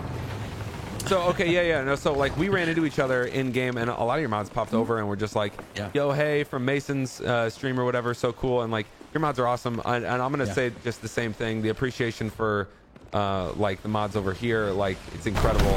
Oh my God, he hit a keg. What the? Okay. Oh, wait. I'm on repairs. Hey, we kegged the Meg. What did we just do? He ran into a keg. Okay. Yeah, he's throwing. But not just my mods, man. Being a mod in general, I've met a lot of mods for other content creators in this community, and they're all crazy good people, man. It takes a special kind of person to be willing to do that and to help you out in that way, and it's so much work, especially during drops. Guys, everybody, thank you so much for tuning in today. We're in we just kind of wrapped up our first hour. Guys, I'm Alex. If you're on Mason, it's been over an hour. Oh my God. If you guys have never heard my voice before and you're on Mason's chat, guys, I'm Alex. Great to meet all you guys. This right here is Party Boats and Thieves, a podcast experience brought to you and fueled by Madrina's Coffee, which is a coffee company that my brother and I started a few years ago. Madrina's brings you the absolute best tasting cold brew worldwide, making it available in both 16-ounce cans and our brand new powder tubs. Guys, we have a great deal going on right now. You can also use the discount code MASON now. Freemason. Discount code Freemason. Use the code. Discount code Freemason will get you up to 50% off some of our items on our web store right now. We have a huge Labor Day sale going on. So guys, if you're ready to fuel up with Madrina's, you want to see what all the hype's about, you want to support your boy here, go to madrinascoffee.com, check out our cold brew powders, check out our cold brew cans, and make sure you use discount code Freemason. It's like a base layer of 20% off, but we have a huge deal going on right now that will stack on top of a lot of lower prices. So like I said, up to 50% off using discount code Freemason right now. And if you use it, you'll get a fancy alert on Mason's stream. Yes, it's been blowing up today. You guys have been killing it, man. Thank you guys for supporting Mason, and thank you guys. I'm so stoked to be able to send so many of you guys coffee. I know so many of you guys probably haven't heard my voice before, even though we've gamed a couple times. But again, they know who you are. Again, you and I have played mostly other games together. We had that moment where we ran into each other in Sea of Thieves, which was dope. Okay, so June, the drops happen. It's insane. Big, huge, massive. All of a sudden, big, huge, massive. Everything is popping off for real. And now you're at a point where your YouTube, you've been able to offload that. You said you have an awesome editor now. So like, Josh. Like, dude, straight up, now that you're at this point, because I know probably how your mind works, what's the next thing that you're looking at? What are things that like you're getting so hype about?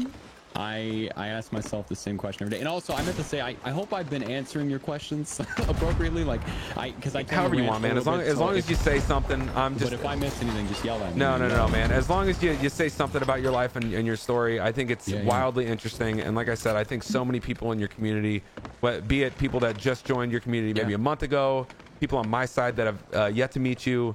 So many people don't have the proper context for who you are and where you come from. So it's cool to hear your dude. It's cool to hear your story, however you tell it. Yeah, and I would love to, like, if it's cool with you, obviously I'll just point people to this. If they want some more information. Skelly Ship. 100%. Getting rared. So yeah, man. So now we're getting into that point where everything's starting to balance out, right? In Mason Corp over here. Come on, guys, let us have fun. Well, dude, we wanted the PvE. They brought it. The best is when there's a dynamite keg and you just can end these things immediately. True. All right, so Mason Corp is really off and running. It's just everything's starting to balance out, which is great. Yep. The craziness of June is obviously over. I'm gonna miss this board. Oh, I got it. The craziness of June is obviously over. I'm gonna keep them off repairs. Yeah. Sword though. Oh, they're these guys. What is it? The nighttime guys? Yeah, the Phantom dudes. They already repaired. So the craziness of June is over. We're starting to balance everything out. We after the insanity that was the amount of time I spent on Sea of Thieves in June, I'm trying to find a balance currently. I'm probably gonna die here.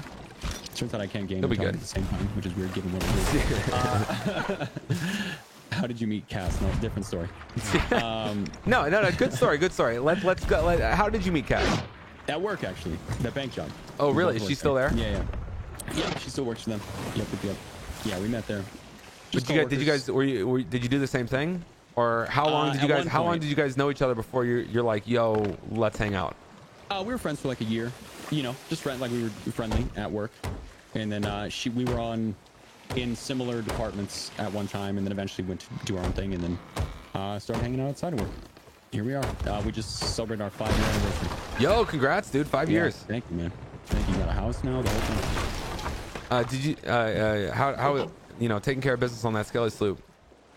There we go. I may or may not have things go awry over there, or how are we looking? No. All according to plan. All according to plan. I wanted to go ahead and respawn. Yeah. Cannon volley on him. So yeah. So to answer your question about now, it's like, well, I think I'm starting to have that feeling that everyone has of, I want to. Because I did the thing, June proved to me that we can do the thing in Sea of Thieves, and I'm so proud of all of us, man. Myself, my mod team, my family, everyone was so supportive. And obviously, like you said, we still love Sea of Thieves. We're not going anywhere, but it makes you wonder when you're someone who has this need to pursue something and kind of challenge yourself. Now that I know I'll be okay financially, I'm like, I fell off the boat. This provides a little freedom to go after the next thing, right? And see what's going on. So I've been talking to my community a lot about, actually, funny enough, we're doing a podcast a lot about stuff like this, man. I mean, like I said, my drive to stream came from a love of stuff like this, of conversation, of broadcast, of podcasts. But you said your dad made a comment that you were shy or more introverted. Never spoke, ever. Never. Ever. No, I hate it. But I always appreciated conversation. I had like I even have it a little bit now. I had a horrible lisp my whole life. Like it's really bad. I don't know. It just was bad. I just hated talking, and I was just a shy kid anyway, and just awkward. I'm still awkward, but everyone's awkward in their, growing up. Right? I mean, no one has any idea. You just spawned on this earth. You don't know what's going on. Now you got to worry about all these different things, like how you sound when you talk, and now you're going through puberty and stuff. So I mean, when you're growing up, there's a natural, but you would say you've always been extroverted to the point where content, like this, or you're gonna grow, on a conversation-based platform that always felt comfortable to you. It just still blows his mind. But in the beginning on Twitch, it wasn't comfortable. When I would put my headphones on, and I would hear myself talk, I hated it. Like I still don't like my voice, but I know it's not as horrible as I think it is because people are willing to listen, right? So it's, plus you got this ASMR mic over here, Yeah, shout out to Shore. You're doing your ASMR Sea of Thieves work. You got the mic, right? The SM7? SM7B, yeah. It's great. Yeah. I do a lot less whispering than you. I spend a lot of time yelling and getting, you got to do the whispering. Getting way excited right into the mic. It's the ASMR YouTube content, man. That's what really did it. So it's like, so now I find myself like, okay, I want to challenge myself at something again. So I want to implement something more like this, more like broadcasting, more podcasting. That's what's next. I want to do more just chatting stuff. I want to do, I think I'm not the only one who would agree that we're all in kind of a weird limbo right now when it comes to gaming. And I'm not the only one who thinks that way, because you see it all over the place, man. Every directory, the biggest guys are like, yeah, but we want, what's going on right now? Gaming's in a weird place. I got you, Grabs. Got it. So things are just weird. We're in like this weird limbo. What about for Sea of Thieves specifically? Where are you with Sea of Thieves right now in September of 2020? I mean, I'm super open about it, and chat knows this. And I say it, and people think I'm being negative, or they get like they get super worried. And I'm not trying to worry anyone, but I just go, I feel like, and people love it. People love the content, but I feel like for me personally, I'm being repetitive sometimes. I find myself primarily enjoying when we're doing a Fort of the Damned heist or these high-level emissary heists, and I love doing it, and people love watching it, but I want to provide something new. I want, you know what I mean? I want the next thing. I want the next Fort of the Damned. I want something. And you've been cycling a lot of, like, so you're a Sea of Thieves partner, obviously, and you love this game. I mean, I think I can speak for most of the partners, like most, love this game, like, but for you, I've been seeing you're playing other things. Yeah, and I think that's healthy too, though, man. I think, and what I was gonna say earlier is, after a month like June was all Sea of Thieves all day, man. It was crazy. It was so crazy. It was. So I need balance. You can't maintain. I couldn't redline like that forever. I keep telling Chad, I was like, if I don't play other games, if I didn't play other games, I would have quit Sea of Thieves months ago. Well, it's less. It's not even from a quote unquote content perspective. It's just from you as playing a game. I mean, like you want a little bit of that. I mean, no one can play the same game only for ever. Yeah, I'm a gamer first, man. I've never, and well, I'm a streamer first, but it comes from being a gamer. And it's like, obviously, we do every morning. Every morning we do 4 or 5 hours in Sea of Thieves. It lets me bring everyone in here, say good morning to the biggest portion of the community that I can, hang out with you guys, get some content, get some YouTube stuff going. And then what I like to do is take, that biggest portion of my audience and dip our toes into other things, see what everyone's vibing with. I try not to play anything that everyone unanimously hates, but change is always scary, man. It's scary for content creators and for the viewers. And so I've just been like, we'll do Sea of Thieves and we'll jump into something else, see how chat feels about it. And it's been really good, man. I feel like if you don't get your community used to change, it's going to be even worse the bigger your community gets, right? It's going to be even more of a shock. It's going to be even scarier. And it still is, and there's some growing pains for sure on both Twitch and YouTube, but at the end of the day, it's been so beneficial, man. It's funny, it became this kind of like, we jokingly call them the real ones. Look, man, if you support us anyway, you're a real one, but for the people who follow us over into whatever game we play, whether it's Hunt Showdown or Rocket League, or I really enjoyed Spellbreak yesterday. I don't know if you played it. That was awesome. We'll probably play that again today. BR, right? Yeah, it's BR. Yeah, it's kind of like a spell-based VR. It's actually really good. It's really good. And or Dead by Daylight, or exactly. And everyone who follows us over, it's kind of a nice decompression period from the craziness of that morning, right? It allows us, okay, things are slowing down. You can take the chat out of slow mode, kind of, hey man, what'd you guys think of Sea of Thieves today? We can kind of, it's like our own little secondary just chatting stream, and it's really cool to kind of slow things down and hang out with everyone. And we very much, and this I got from you when I said I was taking notes from streamers, I very much try to push positivity, and we don't do drama here, any of that crap in the chat. And I very much get that from guys like you, and so I owe you for that. And same thing with, I try to be as family friendly as possible, and there's reasoning behind that, man. We got a lot of members in the community who have kiddos, man, and I know what it's like to have a streamer you enjoy watching who you can't watch without headphones because you got a little one running around. Right. So that's the reason I do that. People think you're doing it to appeal to a younger audience. You're actually doing it to appeal to an older audience. Older, very much so. People become adults and they have families, and they cannot watch you if you're just every other word out of your mouth is F this, F that. So it's tough, but Again, I don't know if I answered your question. You're answering it perfectly, man. Cool. I just want to hear more about like what's like. The question was, what's next for you, right? But like, I mean, it sounds like you're. Yeah, it sounds like you're still figuring it out. And in a sense, I feel like everybody's still trying to figure it out because new media is so. This platform specifically in new media is so new. It's like you never know what's going to be here tomorrow, you know? Well, Twitch itself is still as big as it is, and it is huge. It's very still niche. Such a strange niche, yeah, and such a weird place to grow as a creator, and there's no formula to it, and it's just weird. And the way directories are very loyal to their own directories, and that's not a bad thing. It's a very good thing.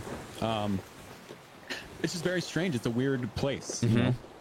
And growth is relative. Like I said in the beginning, 5-10 average viewers is so big, and then now it's you have to try not to focus on I very much, you know, I pay attention to metrics. I want to make sure I'm not failing, but I very much am not. As now that I know things are okay and my family's taken care of, I'm good. I'm good, you know. I make sure. You found that you were spending more time sweating over data before you were sustainable than now. Yeah, well, of course, because I wanted to make sure if I did this, it was going to maintain. You know, I knew going in, I wasn't under any delusion. I knew June was going to be nuts after they announced the drop. Yep. I knew it was going to be crazy. What the biggest challenge for me was, I was like, how much of that can we hold on to after June, right? How much of this growth can we imagine? I go back down to 100 viewers, or not down to, that's still incredible, don't get me wrong, but at that time I wasn't really making enough to financially support me and my family, and I was like, how much of this can we hold on to? That was the scary part for me. So after June passed and things started to balance out, like now, you know, the community is still incredible. So many of you guys hang out every day, and I know we're going to be fine. So it's like I have this weird, you know, like weight off my shoulders of, I know I can start with Sea of Thieves and play other games, and there's going to be growing pains, but we're going to be okay. You know, I'm going to be okay. The viewers are going to be okay. They can watch whatever they like. You know, that's why I try to do a lot of different things. Do you feel nervous still? Like, do you still feel like so much of your monthly success is tied to one game? Does that make you nervous as a creator? Not even as like a gamer, not as someone that like hangs out with an awesome community every day. Yeah. More just as like a provider, someone that is, you know, you got to look at your income, and you know. I think we all have faith that the Rare team is incredible. We were talking about this last night, like versus, you know, coming from some other games that that you and I have both played in the past. Like the Rare team is incredible, great development team. They listen to their community. They put out content at a pretty good click. I feel like we're hitting the COVID wall right now, but that's another story. You know, that's another story. But does it make you kind of nervous? Do you feel like you have a lot of eggs in one basket? So at first, I want to say to your point, the Rare team is amazing. It's probably one of the better development teams in existence. 100% is. So as far as the way that they respond to feedback and the way they work with their content creators. Now everyone has room for improvement, of course, and I complain a lot about a lot of things if you've ever been in my stream, but I do this full time. You and I and all of our friends, we criticize what we love. You know, if we didn't care about the game, we wouldn't care that it had problems. Right. We want it to succeed because we love it and we want to keep loving it, you know, and that's just how that works, and that's where that comes from. And to your point, it doesn't worry me because I know myself. I know I would never put my family in a position of worry. You know what I mean? Like I would never get as close to the line like I was back when I was going full time. Again, I would never let myself do that. It's just I want them to be okay. I want everything to be fine. And but I'm confident in saying, even if today, boom, Sea of Thieves servers get shut down permanently, we're gonna be okay. Because I know myself, and I know what I would do is I would go back into super drive mode and I would figure it out, and we'd find the next avenue. You, me, Burger, the rest of us, we'd all be fine. Yep. We would brainstorm, we'd find the next thing. You know, I know you'd be fine. Well, we'd all be fine. Yep. You're killing it. We'd all be fine. And I just know the problem is Sea of Thieves spoils you. You get spoiled because this is almost the perfect streaming game. If you think, like, for what I like to do with my stream, like I said, I'm not the funniest guy. I'm not the most talented guy at the game. I'm not the best looking guy. But I think what I have, I know I can work hard, and I like interacting with the chat, which a lot of people like. I like talking to chat. I like having stupid conversations about. Me and Hitbo talked with the chat about Nicolas Cage for about 3.5 hours the other day. And it was What's your favorite Nick Cage movie? Con Air, 100%. We decided it's its best, worst movie, and it's my favorite. National Treasure, I feel like, is going to be a go-to for so many people, but please tell me that was a center point. Please tell me. Oh, dude, wait, hold on. We got big, huge, massive emissary right ahead of us. Level like 97 or something like that. Yeah, let's go. I'm going to shoot you out. All right. But this is way too much PvE for me, especially when I'm on a boat with you, someone I know who also slays out big. I'm going to send you over. Where we're not, where we can actually go do things. You know what I mean? Plus, maybe they have the Shrouded Ghost in the hull. You should just go check. Have the Shrouded Ghost. Maybe it's just in the hull of their ship. Yeah. All right, let's say you can't do gaming. I mean, beyond just eggs in a basket, because I feel like we all know Sea of Thieves is a great game and it's going to be around for a while. The red team's awesome. If you had to do non-gaming, let's say you were unable to game for whatever reason, and you had to go back to finding, back to square one on like what your career is, what would you go to? Back to banking? No, I'll never do that again. I'll never. Yeah, I know that for a fact. I won't let myself. I take a big portion of what I'm fortunate enough to, everything's taken care of, right? Everything's okay now. I make sure my family's good. I can pay all my bills and stuff. And I save a lot of what I make. They don't have anything, dude. He sold almost everything. Just whatever's left. Just let's unload it and then. I'm just gonna put it on the dock here. Put it on the dock, and we'll send his boat out, and then we'll turn this stuff in. Perfect. I save so much just in case something like that happens. And what I would do if gaming were no option for some reason, I would pursue something like this. I would do some kind of conversational, topical broadcast of some kind. So still in the content world. For sure. I would be on Twitch still. I would be on YouTube. I would brainstorm with me and my mod team and my YouTube team, and we would just get together and go, okay, what's the next step? We're being attacked. PvE'd out of our minds. We're being attacked? Save our ship. Whatever, I'll just deal with this guy then. Yeah. We would just find it. We would find the next avenue. Even if we had to start essentially from scratch, we would chase it again. We'd go after it, just like we did before. Oh, he's lowering. How do you get off the ship? What? The dude got off the ship somehow. Did we even see him spawn? No, I didn't see him spawn. All right, well, whatever. A little bit of loot for us. In fact, let's stack it on the ship. Let's not even turn it in. Let's just say, you want to bring the ship back? Yeah, let's see how much we can get by the end of this. All right, another really hard question. Really hard, really challenging, very difficult. You're going to have to stretch a lot of your brain muscles. For some reason, I don't believe you. Grizzly bear or gorilla? Who wins in a fight? Oh, no. Okay, here's why. You can't. Hold on. I have an answer to this. Hold on. What was the other thing we were talking about? Breadsticks? Oh, I'm not going there. No way. Are we not? I'm not going back to that conversation. Cheese sticks or no? What was it? It was. Is it called pizza or cheesy bread? Like I don't think no one knew what cheesy bread was. It was a very weird moment. Yeah, we went into this. Yeah. Who wins in a fight, grizzly bear or gorilla? You know what I'm doing right now in my head? I'm trying to think about what does a grizzly bear have to offer that a gorilla doesn't? Speed. Other than speed. Other than speed, that's like the most important thing. In a fight? Dude, speed's important. Like, think about it on the football field. No, you're right. But this is tough. Gorillas have thumbs. You know what I mean? I don't know. Look, man. End of the day, I don't want to tangle with either of these. You got to pick one. Bears are fast. No, I know they're fast. I'm saying. Grizzly bear, man. I'm always on team grizzly bear here. Yeah, is it? Gorillas can outmaneuver with trees. No, a grizzly can climb a tree. A grizzly can dart up a tree. So you're on team grizzly bear. Let's just call it what it is. You're on team grizzly bear. I think it's all right. You can be on my team with it. It's okay. Anybody that's on team gorilla, I respect their position. But I'm telling you right now, a grizzly bear is going to take down a gorilla. I think it also kind of depends on the personality of each animal. Like, one's got to be a real true fighter. True. Yeah, you can't have like a lazy gorilla. You got to have a real ambitious gorilla that feels like it can take anything down. Yeah, like you got to have like the gorilla's family around. You know what I'm saying? Like make them super aggressive. We're out of cannonballs. That's fine. He's got some. Trying to fire back at the skelly ship. Dude, I just dealt with the Blundy, like the ADS thing again. I don't know what that is. What bugs in this game? What if you could fix 3 things that you could change about Sea of Thieves? What do you want?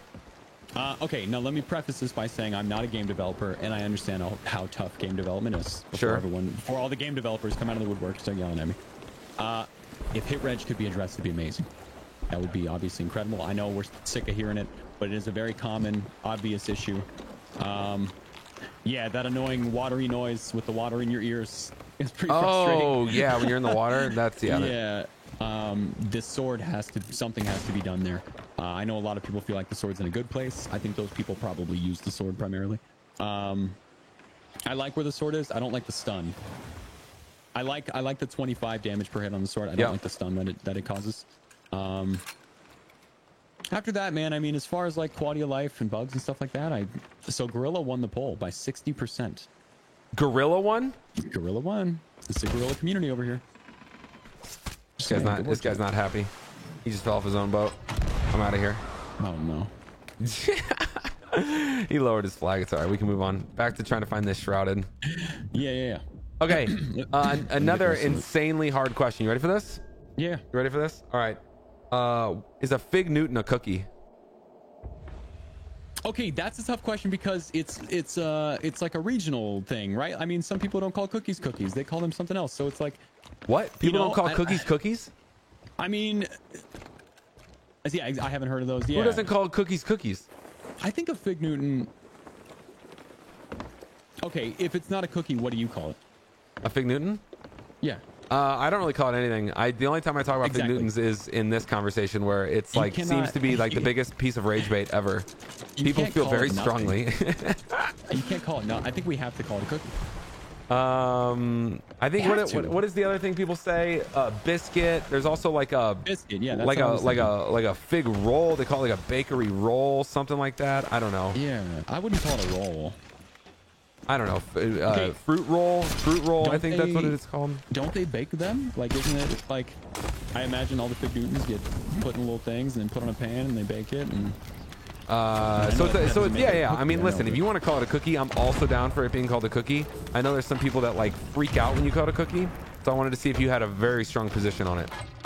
No, I don't. I don't have a very strong position. What's another common one that comes up a lot? Pineapple pizza, brother. How you feel about pineapple pizza? I don't even. No politics in this chat, bro. I don't even bring that up. No. You never do it? No. You know why? Why? Because I like a little pineapple on a pizza, bro. You don't have to like say that quietly. I love pineapple on pizza. It's the best. I like a little pineapple on a pizza. A little bit, like within reason. Like give me a Hawaiian style pizza. Yeah. Dude, pineapple and jalapeno, change your life. Change your life. Change your life. Pineapple jalapeno, change your life. They're leaving me, Alex. All right, one more super hard, difficult, rage baity question. I ask this all the time. I already understand people are going to be very tilted that I'm even bringing this up. Yeah. Is Jumanji a movie about time travel? I've never heard that question. Is Jumanji a movie about time travel? Is it a time travel movie? No. You just said yeah, no? No, because they're not going back in time. They're going... Well... They're going into a game. Okay. Yeah, you're getting trapped in a game. You're not going back in time. Then they travel back 26 years back to when, spoiler alert, if you haven't seen the 1995 classic by now, I do not feel bad, even though I just saw it for the first time a few weeks ago. You just saw Jumanji for the first time? That's how this got brought up, man. I just watched it for the first time, and my takeaway was that they can time travel with the dang thing. Whenever you can time travel back to when the game started. So then I called it a time travel movie, and people lost their lid. I guess they do time travel, huh? They time travel. They go back 26 years back to when the game started. Okay, it's as much of a movie about time travel as it is a movie about elephants. You know what I mean? Like time travel. Sure, is a portion... I got no problem with it being a movie about elephants. I've seen the elephants in the movie, but it's also a movie about time travel. No, they don't. Yeah, they do. Only Alan does. Well, someone does. No, they all do. The kid. I mean, all of them. The kids and everybody. Alternate dimensions for sure. Which is the same thing as time. That is the same thing. Like think about Back to the Future. It's an alternate timeline, right? Like in Back to the Future, he's messing with the original point in 1955, and it was going to create an alternate universe unless he fixed it, and he did fix it. Man, you did just watch this, huh? So alternative universes are the same thing as time travel. That's not true. Okay, hold on. Wait a minute. Hold on. The same thing? An alternative universe is the same thing as time travel because no matter what, it's like the butterfly effect. You start doing anything different while you time travel, you're creating an alternative universe. Oh, no. Oh, wait. I don't... ask me more questions about my life. What four people, living or dead, would you want to hang out with, like at your house, dinner party, whatever, like party? Did you say, what, 4 people? 4 people, living or dead, fiction, nonfiction. Who you inviting? 4 of them. 4 people, fiction, nonfiction. Or better yet, who would you? Yeah, like to those 4. You know who I think I would get along with? Who? Keanu Reeves. So John Wick. Okay.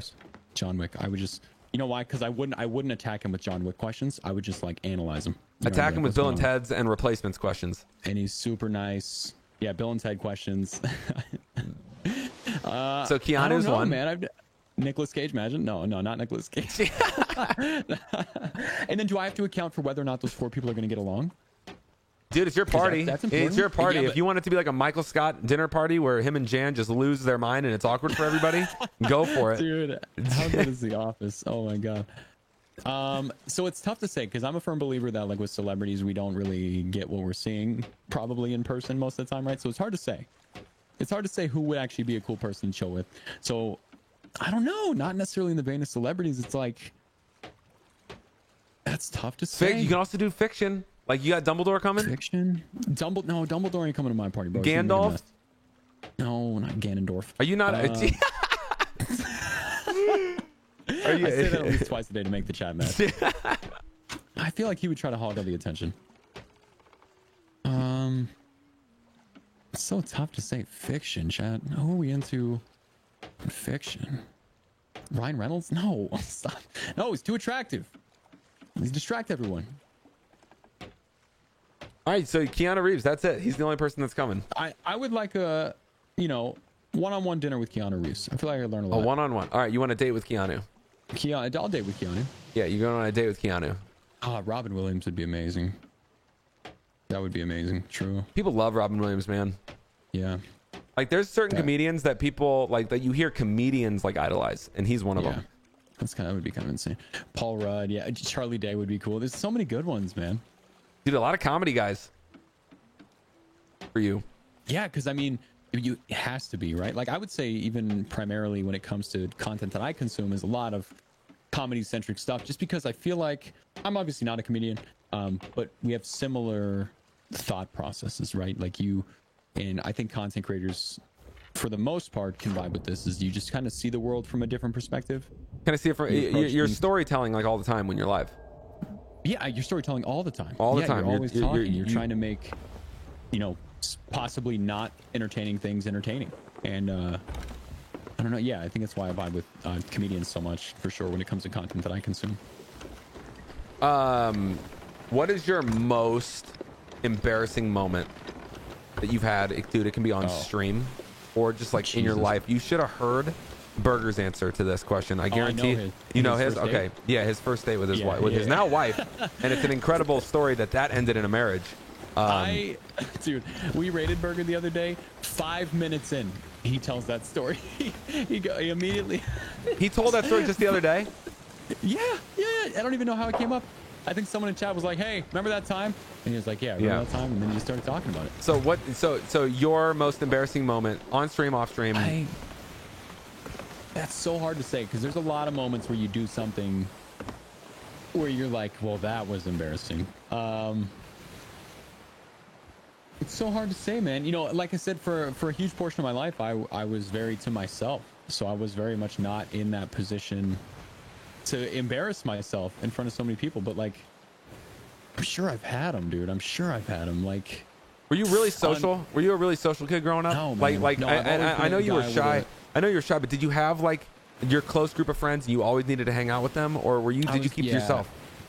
I've always ran with a small crew, no matter where I was, high school, before that, afterward, whatever. I've always had a small group of friends. It's always been that. Never been a guy who like goes out to parties or anything like that, any of that stuff. I'm a pretty boring dude, and never been that guy, and big social. Yeah, I'll hang for a while, stuff like that, in big social engagements, but just never been the guy. I've always preferred to be a fly on the wall. I've always preferred to listen than to speak, as weirdly as it sounds, given what I do. So you didn't have a lot of opportunities to be embarrassed. It sounds like growing up. Yeah, So I was there wasn't any putting moment myself out there, live which- that sticks out? What'd you say? Was there any moment live that sticks out? You know what? You know what I can think of? Okay, this is off stream, and this is horrible. I felt horrendous about this. I still feel terrible about it.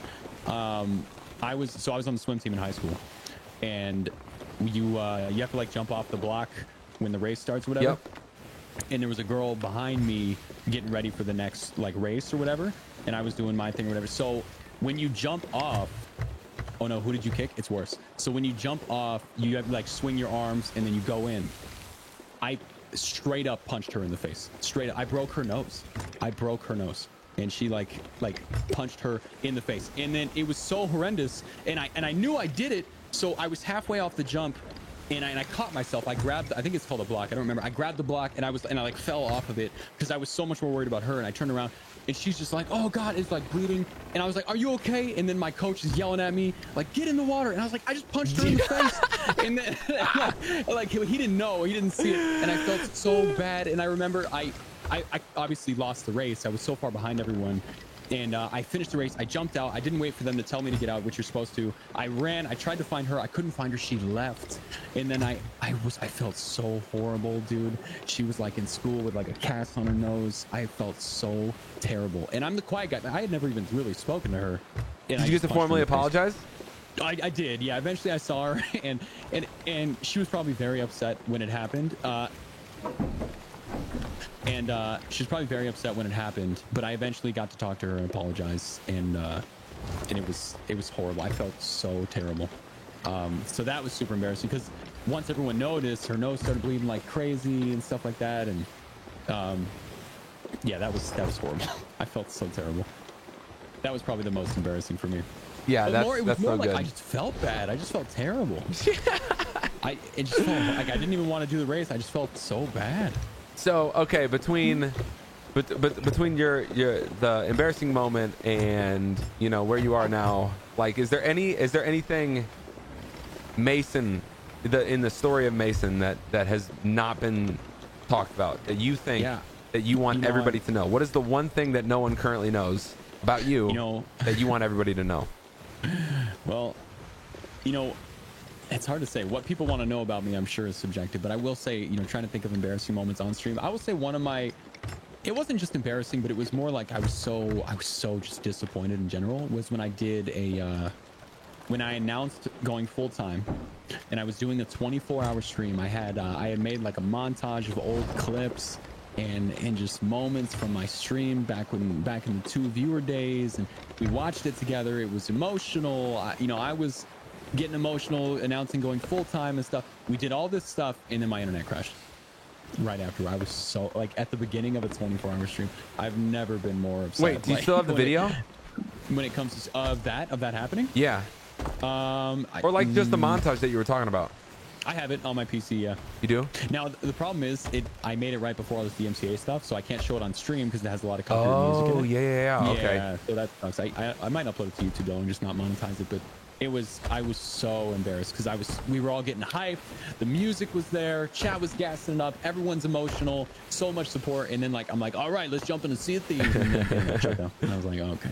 So dude, the DMCA stuff was crazy. If you could pick one just genre of music that you wanted to play, to have that genre back on stream, what would it be?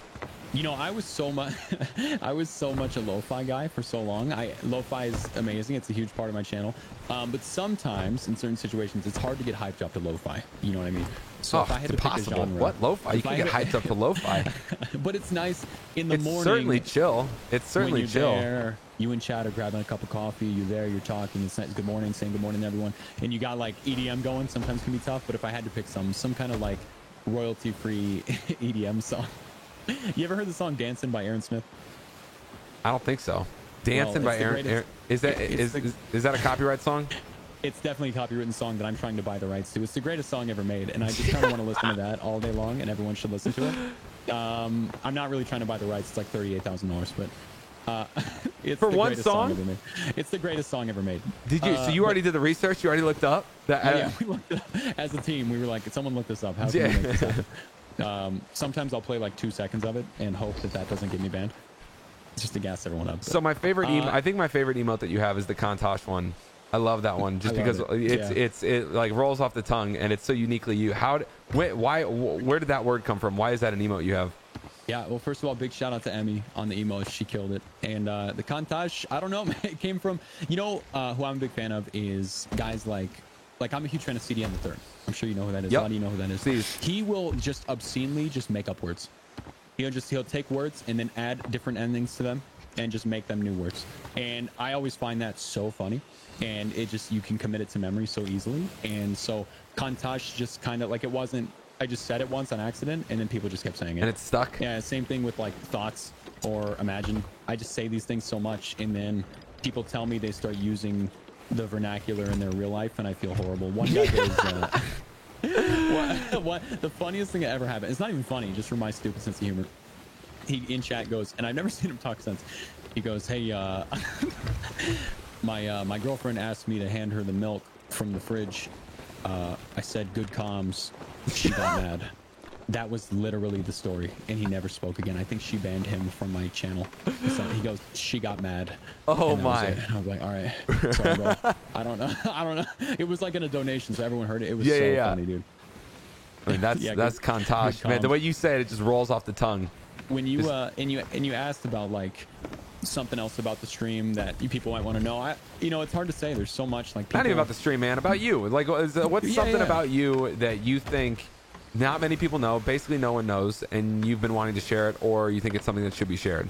I don't know. That's the thing is, such a big part of my life for the last couple of years has been streaming. It's, I will say, like we talked about earlier, the biggest part for me, the biggest challenge, if I had to give you guys like what I'm struggling with the most nowadays is trying to find balance, and I'm sure you deal with that. Obviously, you're busier than I am, so like I'm sure you're trying to find it too, and I think every streamer and content creator does is like trying to find like you want. What does that mean to you though? What does that mean? Work. So like obviously it's a buzzword, work-life balance. Like what does that mean? Is that like is that something that you force on yourself? Like do you legitimately feel like it's necessary, or how do you approach that? Because coming from a month like June where I was doing these crazy things and I was sleeping 4 hours a night and I wasn't seeing my family enough and I was just not taking care of things that needed to be taken care of, but so I could do this.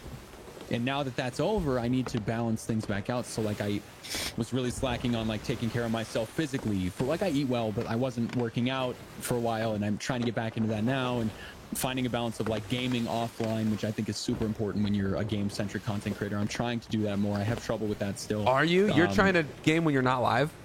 I'm trying to. It's not going well. I have about 3 hours into Zelda Breath of the Wild, but I really enjoyed those 3 hours. Is that a family? Like, do you do that with with Cass, or is that you doing it solo? Yeah, either like I'll play with Cass. Like her and I are playing through The Last of Us Part 2. Last of Us is like one of my favorite games of all time, and I got it the day it came out. We still haven't beaten it, but we're playing through it when we can. We have time to. And or like my younger brother, I want to game with him more. I miss spending time with them, and my two younger brothers, I want to game with them, and just my friends, I want to game with the mods and my buddy Kevin, and I just want to do more of that. I want to because it comes from being a gamer. It's nice to not be on sometimes when you're gaming, if that makes sense. Yeah, I mean, I get that. That's kind of like a more new world style of thinking, or new school style of thinking when it comes to Twitch and live gaming content. Like there is like definitive, like you kind of view yourself as like, I have my on hours, and then I also have my hours that I need just for myself. But dude, it was like that part of the old school version of Twitch, man, was just like, just be live always, Now that became, that was the problem, is I was, and it's not a problem. It's a good thing, if you do it well. But there's a point of diminishing returns where when you're live always, I think sometimes, depending on the person and how caffeinated you are, your content can become less. You know what I mean? Yep. I get you. And I think you have to hold on to the things that made you the content creator you are, the things that you love, the things you love doing. I'm trying to force myself to take up new hobbies, like I'm trying to learn other hobbies, because Twitch, it was my hobby, but it was basically a second job, and then it became the only thing I did. And now I want to implement other little hobbies in there, man. I want to have more stuff and honestly, the reason for that is I want to have more stuff to talk about on stream. I want to be like, guys, today I was messing around on the acoustic guitar and I'm horrible, and people can see the progress there, and just random stuff like that. I don't know if that you're like, hey guys, listen to me play Wonderwall. Did you kill Wonderwall? I did. I can't play Wonderwall, but that's kind of like the meme. Every time someone starts playing acoustic, that's the go-to. Here's the guy at the party. He's playing Wonderwall. Wonderwall's the move, honestly. Dude, you think they're fighting a Meg? I think they are fighting a Meg. Let's go get it. We got to get it. But yeah, so that's, my thought process. You asked kind of what I'm thinking recently, and obviously we're still working crazy hard. Me, the mod team, the YouTube team, everyone is working crazy hard. My family's still incredibly supportive. We're starting to find a balance as far as spending time with them, spending time for me, stuff like that, and I think that's my challenge currently is finding a balance. I'm going to keep doing what I'm doing. I obviously love Sea of Thieves. I'm going to keep trying other games, seeing what I vibe with. Spellbreak yesterday, the turnout for Spellbreak was awesome. Are you able to actually turn your mind off though? Never. No, never. Is it and is it to you, is work-life balance literally just making the attempt to put the time in with your family and just not be physically on, or are you trying to get to that point where you can actually relax your mind? Do you even think that's possible?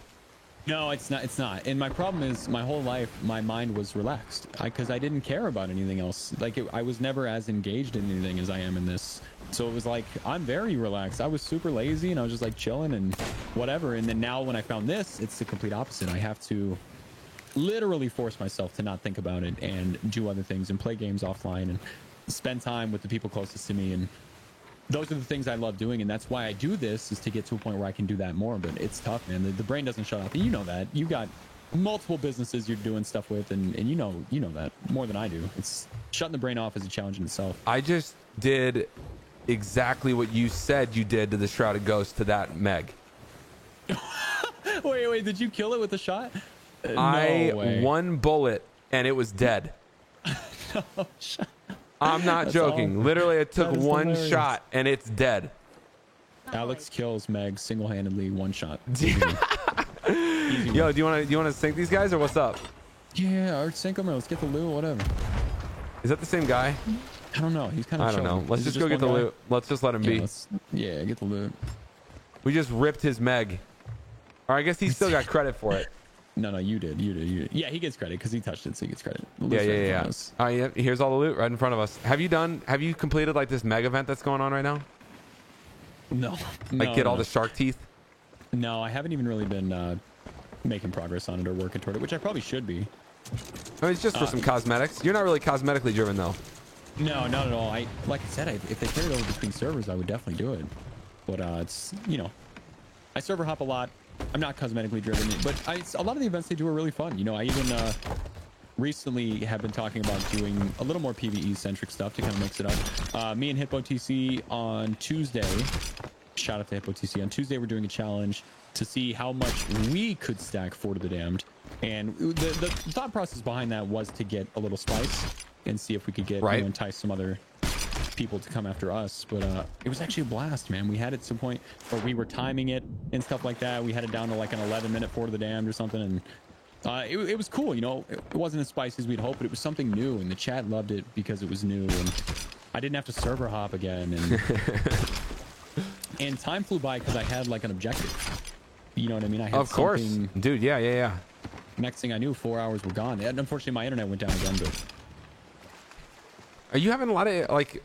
Because I've been also kind of dealing with the same thing. ISP, it just cuts randomly middle of the day. Yep. Yeah, it's with everything. It's COVID, man. Everyone's work from home. These ISPs I got you. Yeah. Set up for this. I actually went as far as to.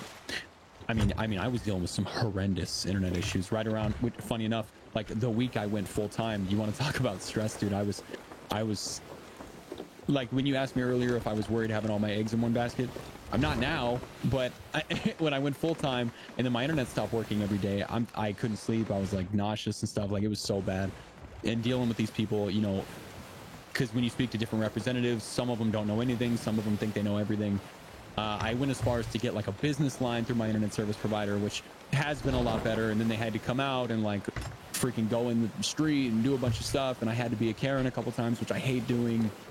But free Karen live, nightmare, man. What'd you say? Free Karen live, free Jason live. All of your other monikers. Chad, just remind me. You want to hear a funny story? I'm on the phone. This is before so when you get like a business line through an internet provider, what you get is not necessarily a better connection. What you get is better customer service. You get more knowledgeable people, better technicians who are more willing to help you anytime. So it sucks that you have to pay more for that. I feel like immediately I was like, why isn't this a thing anyway?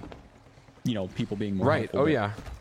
But before, when I was on the phone with a residential guy, I was telling them that I was going to switch to business, right? And it's two different sides of the company. And so his job naturally is to keep me from leaving the residential side. He has to be like, well, but you could stay with us and yada, yada. And you could just tell the type of people he's used to talking to. He tried to convince me that I, with the business line, was only going to have internet in one room in my house. What? I don't know, man. I've never blatantly laughed so fake into a phone before just to be a jerk. He tried to tell me that with that connection, the router they were going to give me would only allow for internet in one room. And I was like, brother, that's not how air works, dude. And like, I was like, you can't just make stuff up. He was like, no, it's called the roommate agreement or something. I was like, what are you saying? Listen to you. It was just the craziest thing. It was so funny, So his man. pitch worked. What up? So his pitch worked. You stayed residential and Which worked. Yeah, naturally. I stayed. yeah, and now I'm in my internet room. So every time it goes out, Chad makes a joke about the internet room going down, which is funny. But it was so crazy, man. So what's the next? I'm. This is less as a creator. This is less Mason as a creator. But what do you think is the next? This is more like Mason, the business guy. You're kind of marketing yourself. You're building a brand online.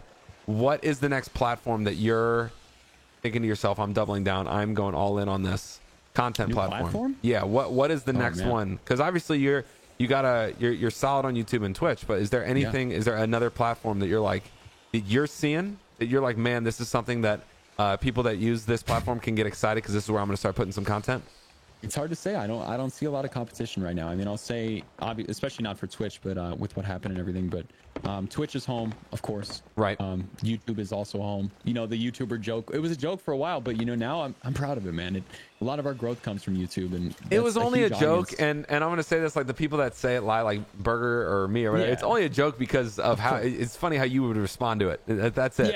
Because at first it was kind of. I was like, okay, I get it. People watching, but like now it's such a big part of the channel that it's like, it's real. And but I mean, look, what I need to do now, I think my focus currently, like you said, from the business perspective, is now that I have my man Josh, who holds it down on YouTube, and my team on Twitch, who keeps me sane, and these two things are finding balance. I definitely need to be more active on standard social media currently. I think Twitter's a weird place. I don't love Twitter. Instagram is still really big. I'm getting a lot of followers on Instagram just from the stream, and I don't think I'm doing them any service. I need to get more stuff on Instagram. And TikTok's a thing. There's a situation going on there right now, but that's being worked out, hopefully. Yeah, I heard about that. There's like somebody's like impersonating you. Yeah, you sent me a note on that. Like someone's impersonating Free Mason. Yeah, there's definitely a fake account, and I have to be careful because I don't want to seem like I'm like rallying some witch hunt, because I'm not. But there's definitely a fake Freemason Live Twitch or TikTok get the torches. This is gonna be like that scene in Beauty and the Beast where we go storm the castle. Let's get the torches. Well, I don't think I think we get in trouble for that, Alex. So I don't know. Yeah, I don't know. But no, don't do that. Don't do anything like that. Yeah. But there's definitely a fake Freemason Live TikTok account claiming to be the real official me, and this was addressed by me and multiple people with direct contact with them, and many reports, and it has not been taken care of. The only thing that happened was, and this person was so dumb, they were dumb enough to post a Venmo link. They were trying to make money off of it, and that's when things got really serious, and we got very aggressive, and they took the Venmo link down, but TikTok has still done nothing about it, which is frustrating. So right now you're just kind of you're doubling down. You're live is king for you, but then also you got your YouTube, and so then you just roll. I'm not looking to branch out really any more than that right now. I think Twitch is still home. I'm still trying to find myself as a creator on Twitch. I think I have, but I want to keep growing. I want to keep challenging myself. I want to implement more just chatting stuff and more stuff like this, just conversational, because people love this stuff, man. People in chat all day have been like, man, this is great. I love hearing both of your guys', you and I, like I said, I've never really had a conversation, like a longer one. Yeah. Like we've gamed together and it's been fun. It's been a party, but this is like, dude, this is our first time really getting to know each other. It's been awesome hearing your story. Thank you for again, coming on, being a part of this, doing episode 3 of this brand new podcast. Again, guys, thank you for listening. Everybody that has been here for the past 2 hours. If you just now hopped in, you're trying to figure out what the heck is going on. Guys, this is a brand new podcast that we started a few weeks ago. This is episode 3 of Party Boats and Thieves. A brand new podcast experience brought to you guys and fueled by Madrina's Coffee, which is a coffee company that I started with my brother a few years ago. And the whole design is to just get to know all the rest of the Sea of Thieves partners and their communities, and just do a chill day of sailing, getting to know, like for instance, Mason here. So many times I feel like, Mason, you and I have DM'd so many times, been like, let's play this, let's hang then, but it's hard to actually get the schedules to align. It is, man. People are always like, why don't you play with Alex more? Why don't you play with Burger more? Why don't you play with... The problem is when you start doing this, you meet so many dope people where for us to play with all the great creators we know is impossible. You know what I mean? So like, it is. But that makes it so much more special, man. Me, Kevin, and Burger played The Forest one time, like completely randomly. Yeah. There was no, it was very out of nowhere. Burger was drinking. He was doing a long stream. He was just playing The Forest on a whim. And we jumped in with him, and it might have been some of the best content we've ever created. Just because he's Burger. I mean, you know him better than anyone. He's one of the funniest guys on the planet. And plus alcohol, plus The Forest. What? Like it was, I still get people to this day, they'll watch the video and they're like, dude, that's the funniest thing I've ever seen. It's just all of our personalities combined, and it was so funny. Right. It was so on a whim. But and I don't play with Burger that much, and I love the guy. I don't play with you that much, and I love you guys, man. It's a shame, but it makes those times when we get together, I think, a little more. And that's exactly, and that's the design for this. What I'm hoping to do every single Friday, as far as I'm making content, invite some awesome new person. You know, like. This is your first time doing this, but hey, in a few months, if you want to come and do it again, of course. Would love I'm sure we'll have more to talk about. I hope I answered questions. I hope I kept things interesting for you guys. Well, I mean, I think we got pretty much everything, man. I think we got the whole story of Freemason. If you guys want to think of some questions right now to ask Mason, you want to throw them in my chat or whatever. If I see any that are super poignant and maybe something that we forgot, I'll ask it. In this time, though, guys, what I want to be able to do is we are wrapping up. Again, Mason, thank you for being a part of this, dude. 2 hours of your day. Thank you. And just getting to hear the whole story of how you got here. If there was anything else you wanted to share, by all means, like hearing people's stories, hearing your story, it's so dope. Yeah, man. No, this has been awesome. I've been looking forward to this for a long time, and I hated that I couldn't talk about it. I'm sure I could have, but I didn't want to until we knew. No, absolutely. You can always just throw it out there. I'm not too rigid with that. Yeah, and a lot of chat have been saying, if they're not too familiar with you, they're like, man, you guys should have a great rapport. You should play more. So that'll definitely happen. You have an open invite Monday through Friday to the morning party boats, man. And I told you I told you I wasn't going to put you on the spot like this, but I'm just going to put you on the spot like this. You can always, man. If you start your stream and you're like, man, I don't want to solo dolo today. I want to be on a galley with some friends. Just hop in the voice channel. We're always there. Always a morning party too, man. So sometimes go ahead. But what I want to do right now, guys, is do a giveaway for all y'all. And Mason, you can run it right on your end. Yeah, I can. Yeah, on Nightbot. Yeah, I can. Awesome. So guys, I want to do a giveaway. I want to be able to give one person from Mason's chat and one person from my chat a free Madrina's trial. Y'all will get a mocha and a vanilla powder for absolutely free. All you got to do is enter the keyword. I'm sure that's how yours works. Is that right? Yeah. Yep. We're gonna do a keyword. We're just gonna do keyword Madrinas on this end. We'll start that in just a few minutes. Please, Alex, ask Mason, how do you jump? How do you jump? Is that Sodas? Is that my man? That's Sodas. How do you jump? You just press W, bro. How do you jump? Shout out to Sodas. He's been is the Sherpa the one who teaches you? He's been my Sherpa in Rocket League, man. He's holding it down. I'm so horrendously god awful at that game. So, of course, Kelly. So, okay. Do you have you got your giveaway rolling? No, you said a couple minutes. Whenever. Oh, I'm sorry, dude. Yeah. Sorry, I never. So I actually never run my giveaways. You talk about the mods, like the friends that I have that mod over here, they do it for me, and they're so incredibly awesome. I just need to make sure that they're ready to roll. Hold on, what game did you say that was with Sodas? Rocket League. Oh, okay. Dude, got you. Addicted. And for me, I think it's because I've never played anything like it. And, a shooter is a shooter. That's not necessarily true, but all of us, we love shooters, right? But you can jump in. You and me and the rest of us, we can pick up a first-person shooter and somewhat hang, right? Now, with a game like Rocket League, where you're driving a rocket-powered RC car and hitting a soccer ball into a goal, I've never in my life done anything similar to that. So I am god-awful at the game, and it's so cool learning something new, man.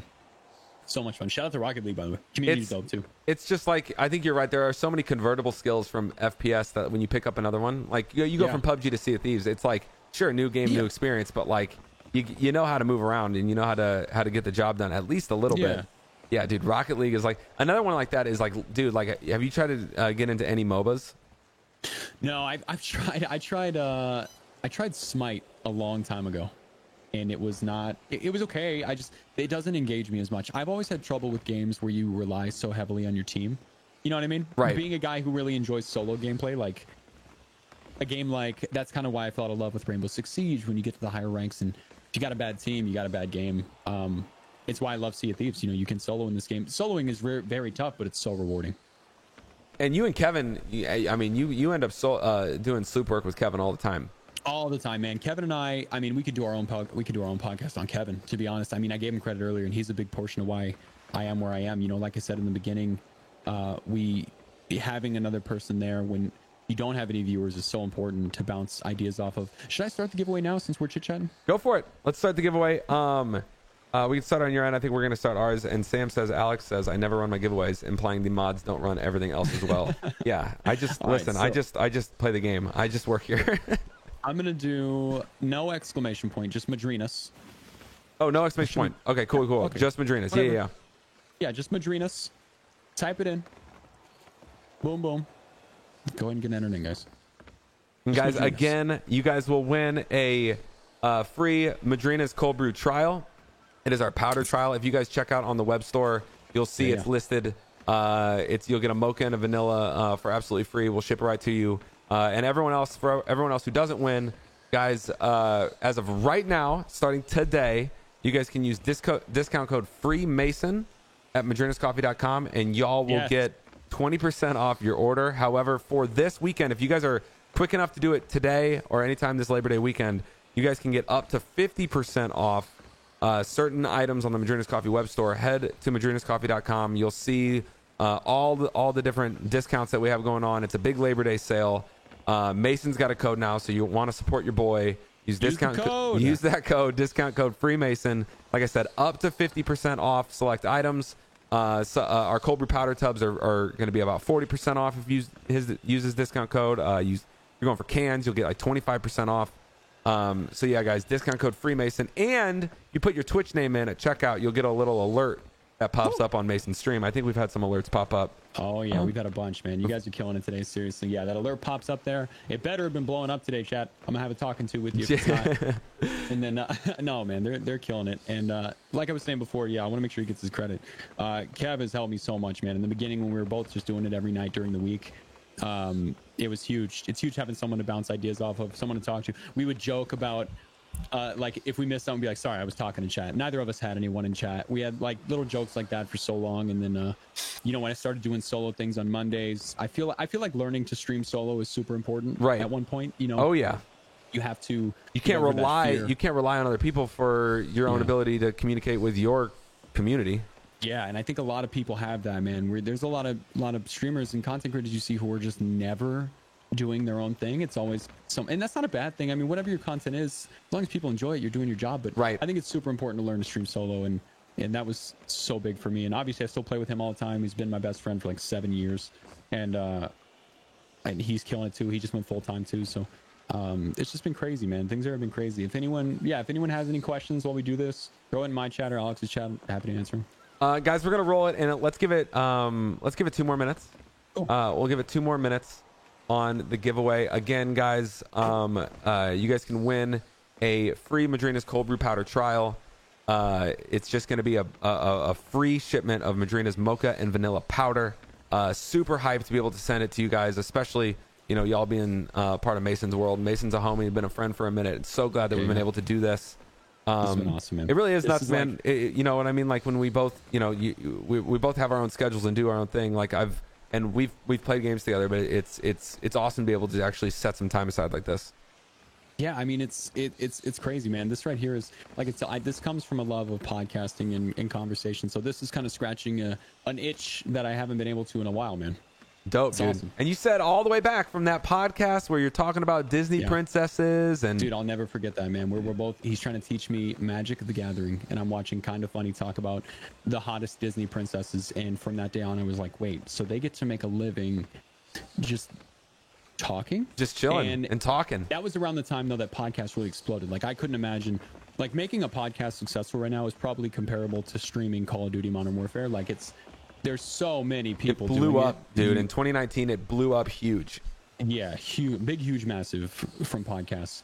And so I couldn't imagine doing that. But this is awesome. And we both have these audiences who already love us, and you're meeting these other creators, and this is smart. Well, and this is in hopes to create more awesome relationships in the Sea of Thieves community specifically. You know what I mean? And that's the real attempt here, is to more formalize people getting to know one another and coming and hanging and sailing. It's always a challenge when you're DMing people. It's just like all the friends you have in real life. Think about how many friends you have that you probably haven't seen in a while, just because you're like, hey, let's hang out, and you just can't find the time. All of them. Like, that was another part of, we talked about finding balance was, I talk about my family and my health and those closest to me. I mean, shout out to the friends who don't give up on us. We're busy guys, and it takes special people to understand. I think that's a big part of, I was talking to Hippo about this, a big part of why streamers like like you, when you and I met, we were friendly immediately. When Burger and I met, friendly immediately. I think there's this weird understanding where if you don't dislike each other right out of the gate for some reason, we kind of just become best friends, because there's this understanding of like, okay, here's a friend who knows how busy I am, and even if we don't talk for a month, we're still going to be great. We're going to be chill. We're going to be. I know what they're doing. They know what I'm doing. Exactly. There's a grind. You know what I mean? There's a real grind. And like, to your point, like, you were always doing, like, it sounds like, what can you do for one more piece of content or one more piece of video, and all of it just to build and help serve this audience, this awesome community that you've developed. You know what I mean? So it's all for the greater good of just continuing to connect your community. And so man, like, if that's why this is awesome. Thank you for coming out and being a part of episode 3. Man. And dude, anytime during the week, I don't want you to feel like it's ever an imposition. Just hop in, brother. If you're ever like, I need a galley, I know the moments where you're like, I need to just sail with friends. You know what I mean? I'm sure I'll take you up on that. I want to just and dude, who knows? You might be chilling with your sloop work. I know how it is. You love the sloop. Yeah. It's your ship. But we can teach you how to work a galley. You know what I mean? I need a few lessons. Sometimes I find myself like, is this one the sail? Like, what do I do with my hands? Where do you want me? I'm always the guy. I'll just go where you tell me to go. So let's roll it. Let's pick some winners on this giveaway. So we're gonna be 2 winners, right? Yep, we're gonna pick. Let's pick one winner on your end, one winner on my end. And guys, thank you everybody for being here. Thank you guys for chilling. I hope you win. And if you don't, guys, discount code Freemason, madrinascoffee.com. So let's roll this. We're gonna pick a winner. Get your entries in, Madrinas. All you gotta do is type Madrinas, the keyword. All right, winner on my end is Beta. B_Ta. BEE_TAH. Yo, Beta, thank you so much for entering and winning. And winner on our end is Kanawa. Yo, Kanawa, thank you for being here, friend. Yo, Kanawa and Beta, guys, y'all, thank you so much. You guys got DC'd. Oh, no. Come on back in. We'll do a picture next to the loot, and it'll be a good time. Come on back in.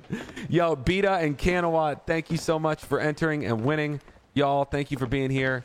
Connect with Eagle Eyes in my chat, and Eagle will, or Kelly, or any other mod for that matter, or Tom, who's here, Anesthetic. Guys, anybody with a green sword in my chat, you guys can connect and give your preferred ship to address for your Madrina's Coffee prize.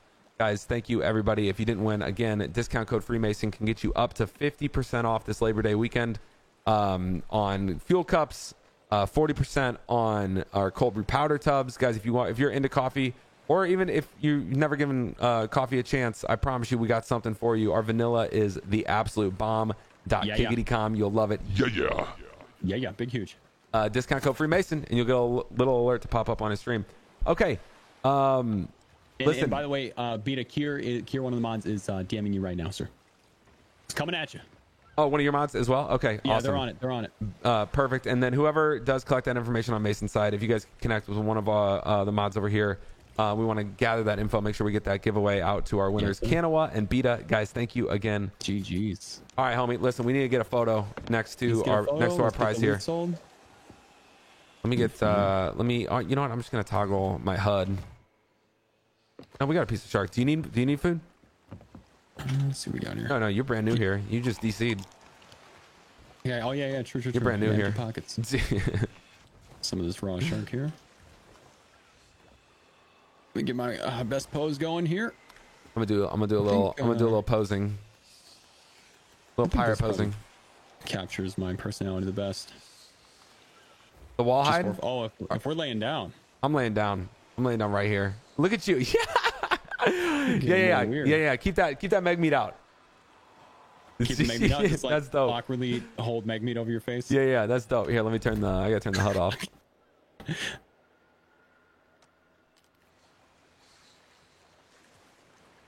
My offering to you, sweet prince. Thank you for this, Meg. Thank you. That is, here's what we'll say. We'll tell people that was the Shrouded Ghost. That is the remains of the Shrouded Ghost that we slayed. Dining.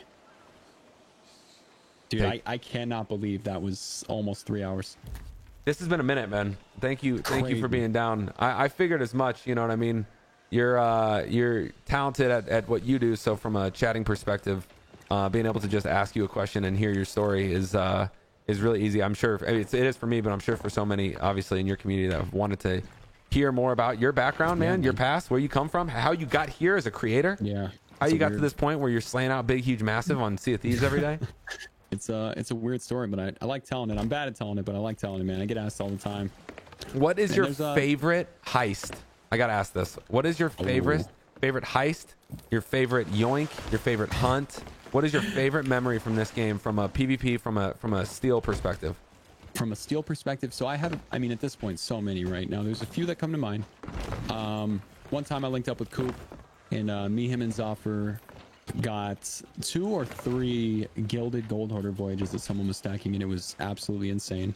But I have to say, a couple weeks ago, yeah, chat's already saying it. A couple weeks ago, I had what might have been the craziest time ever that I've ever had on Sea of Thieves, and some of your folks might have been there too, because it was late night. Sure. You weren't on, and so maybe some of them saw it, and it was 5 or 6 hours of just the most, like, I was 4 hours late ending stream.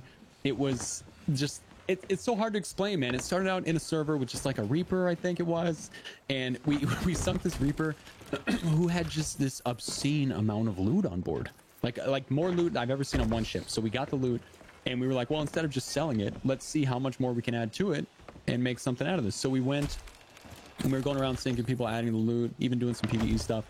And then we went into a Flameheart fleet and got sunk by Flameheart and got attacked by these other crews. So we lost like 1 million gold worth of loot. Ooh. And we were losing our minds, and we respawned, and I'm like taking loot to the wrong merchants, and we like raced back and tried to catch it. We're swimming underneath, trying to juggle the loot to make it sink back to the top, while one of us is fighting these like a brig and a galleon who attacked us. But it all ended up being about 6 hours time, and by the end of it, we were both so physically exhausted, we were like getting delusional and like just laughing at nothing. And is it a YouTube video now? It's for sure a YouTube video. Yeah, it's a 2-parter. And, well, I will tell you, Burger says don't believe anything that you say because okay. You're such a YouTuber. I mean, he's not wrong, but well, he said he apologized for having to expose you apparently. So yeah, I mean, it was bound to happen eventually. Shrouded Ghost, Captain Falcor, I get it like twice a day from him. Captain Falcor, Shrouded Ghost is fake. This guy, a bunch of haters. But it was so insane, man. And you know, I mean, you know, it's like when the live audience on Twitch, you can never capture that. When someone commits to watching your stream for 6 hours and they watch you go through this freaking roller coaster of insanity, you can't replicate that into a 20 or 30 minute YouTube video. You just can't.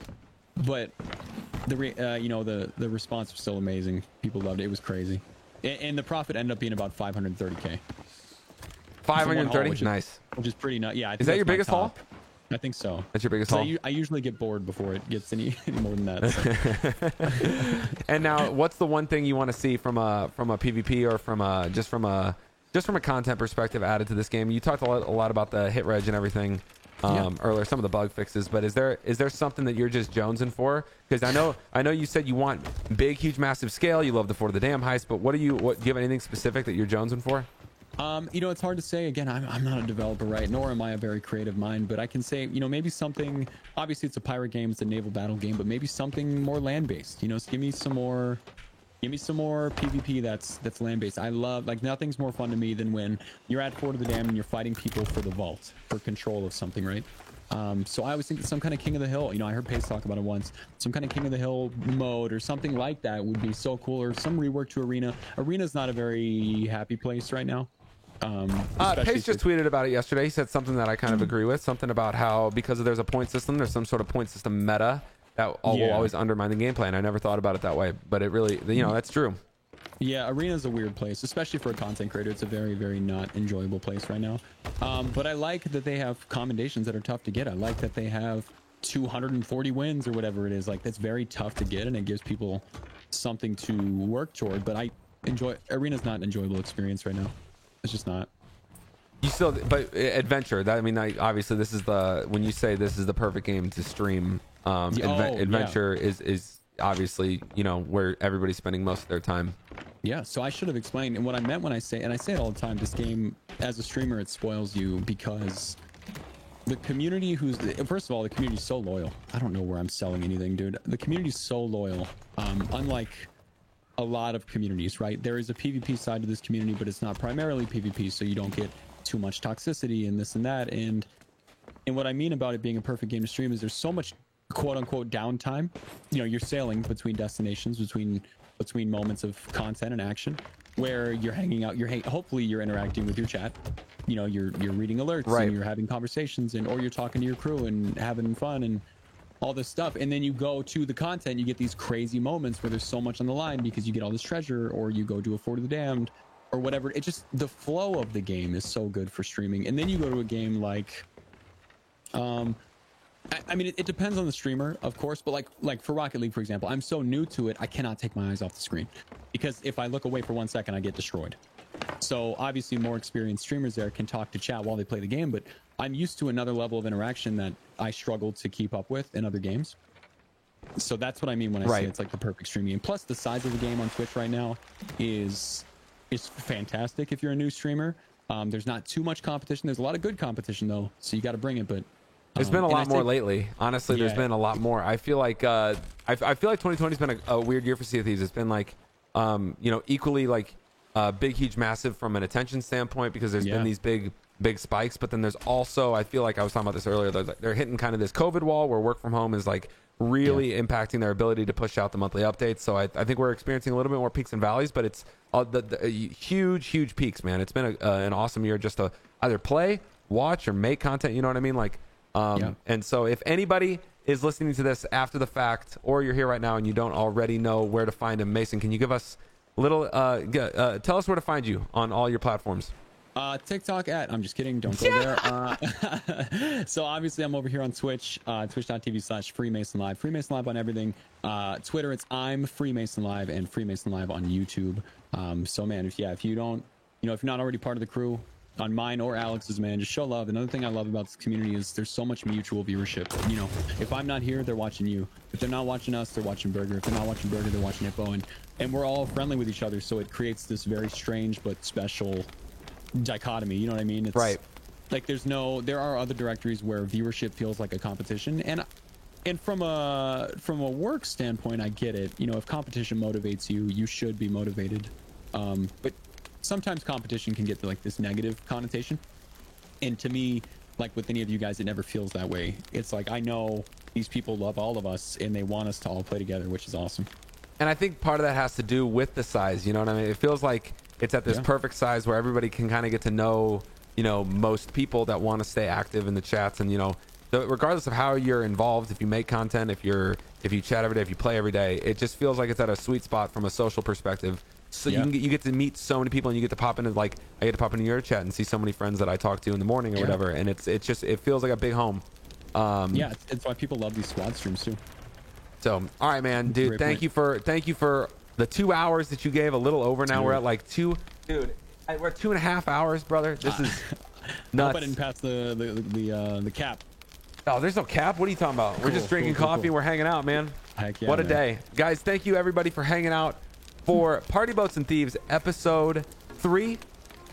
Today was with Freemason Live. Mason, thank you for telling your story. Thank you for hanging out. Everybody that was here that entered the giveaway, guys, thank you for entering the giveaway. Our 2 winners, make sure you connect with the mods on my end. We can get you your prize. And everybody, if you want to tune into this after, if you want to watch this again, if you did not get to catch all of this today, guys, !YT in my chat. You can check out my YouTube. I will post it there. It will also be posted in the clip section, in the highlight section of my Twitch channel over here, AL3X, as well as the audio file being uploaded to Spotify, to SoundCloud, to whatever, all the places that you download podcasts, Stitcher, Google Podcast Store, Google Play, whatever. It's all going to be there. So if you guys want to listen, we're going to upload this to where podcasts are listened and downloaded. That's beautiful. You're gonna do audio only too. I didn't even realize. That's awesome. Yep, Go I'm gonna listen to the podcast. Yep, this is all brand new, guys. We just launched this 3 weeks ago, and you can expect so many more awesome Fridays of sailing, meeting awesome new members, or former old members, whatever. However, people are involved in the Sea of Thieves community. However long you've been here, we're going to be getting to know so many more awesome people in their communities and hear their stories. Mason, we got to hear your story today, dude. It was awesome. Dude, so glad to hear you're at a place now where you're not waking up and sitting in a car for 30 minutes.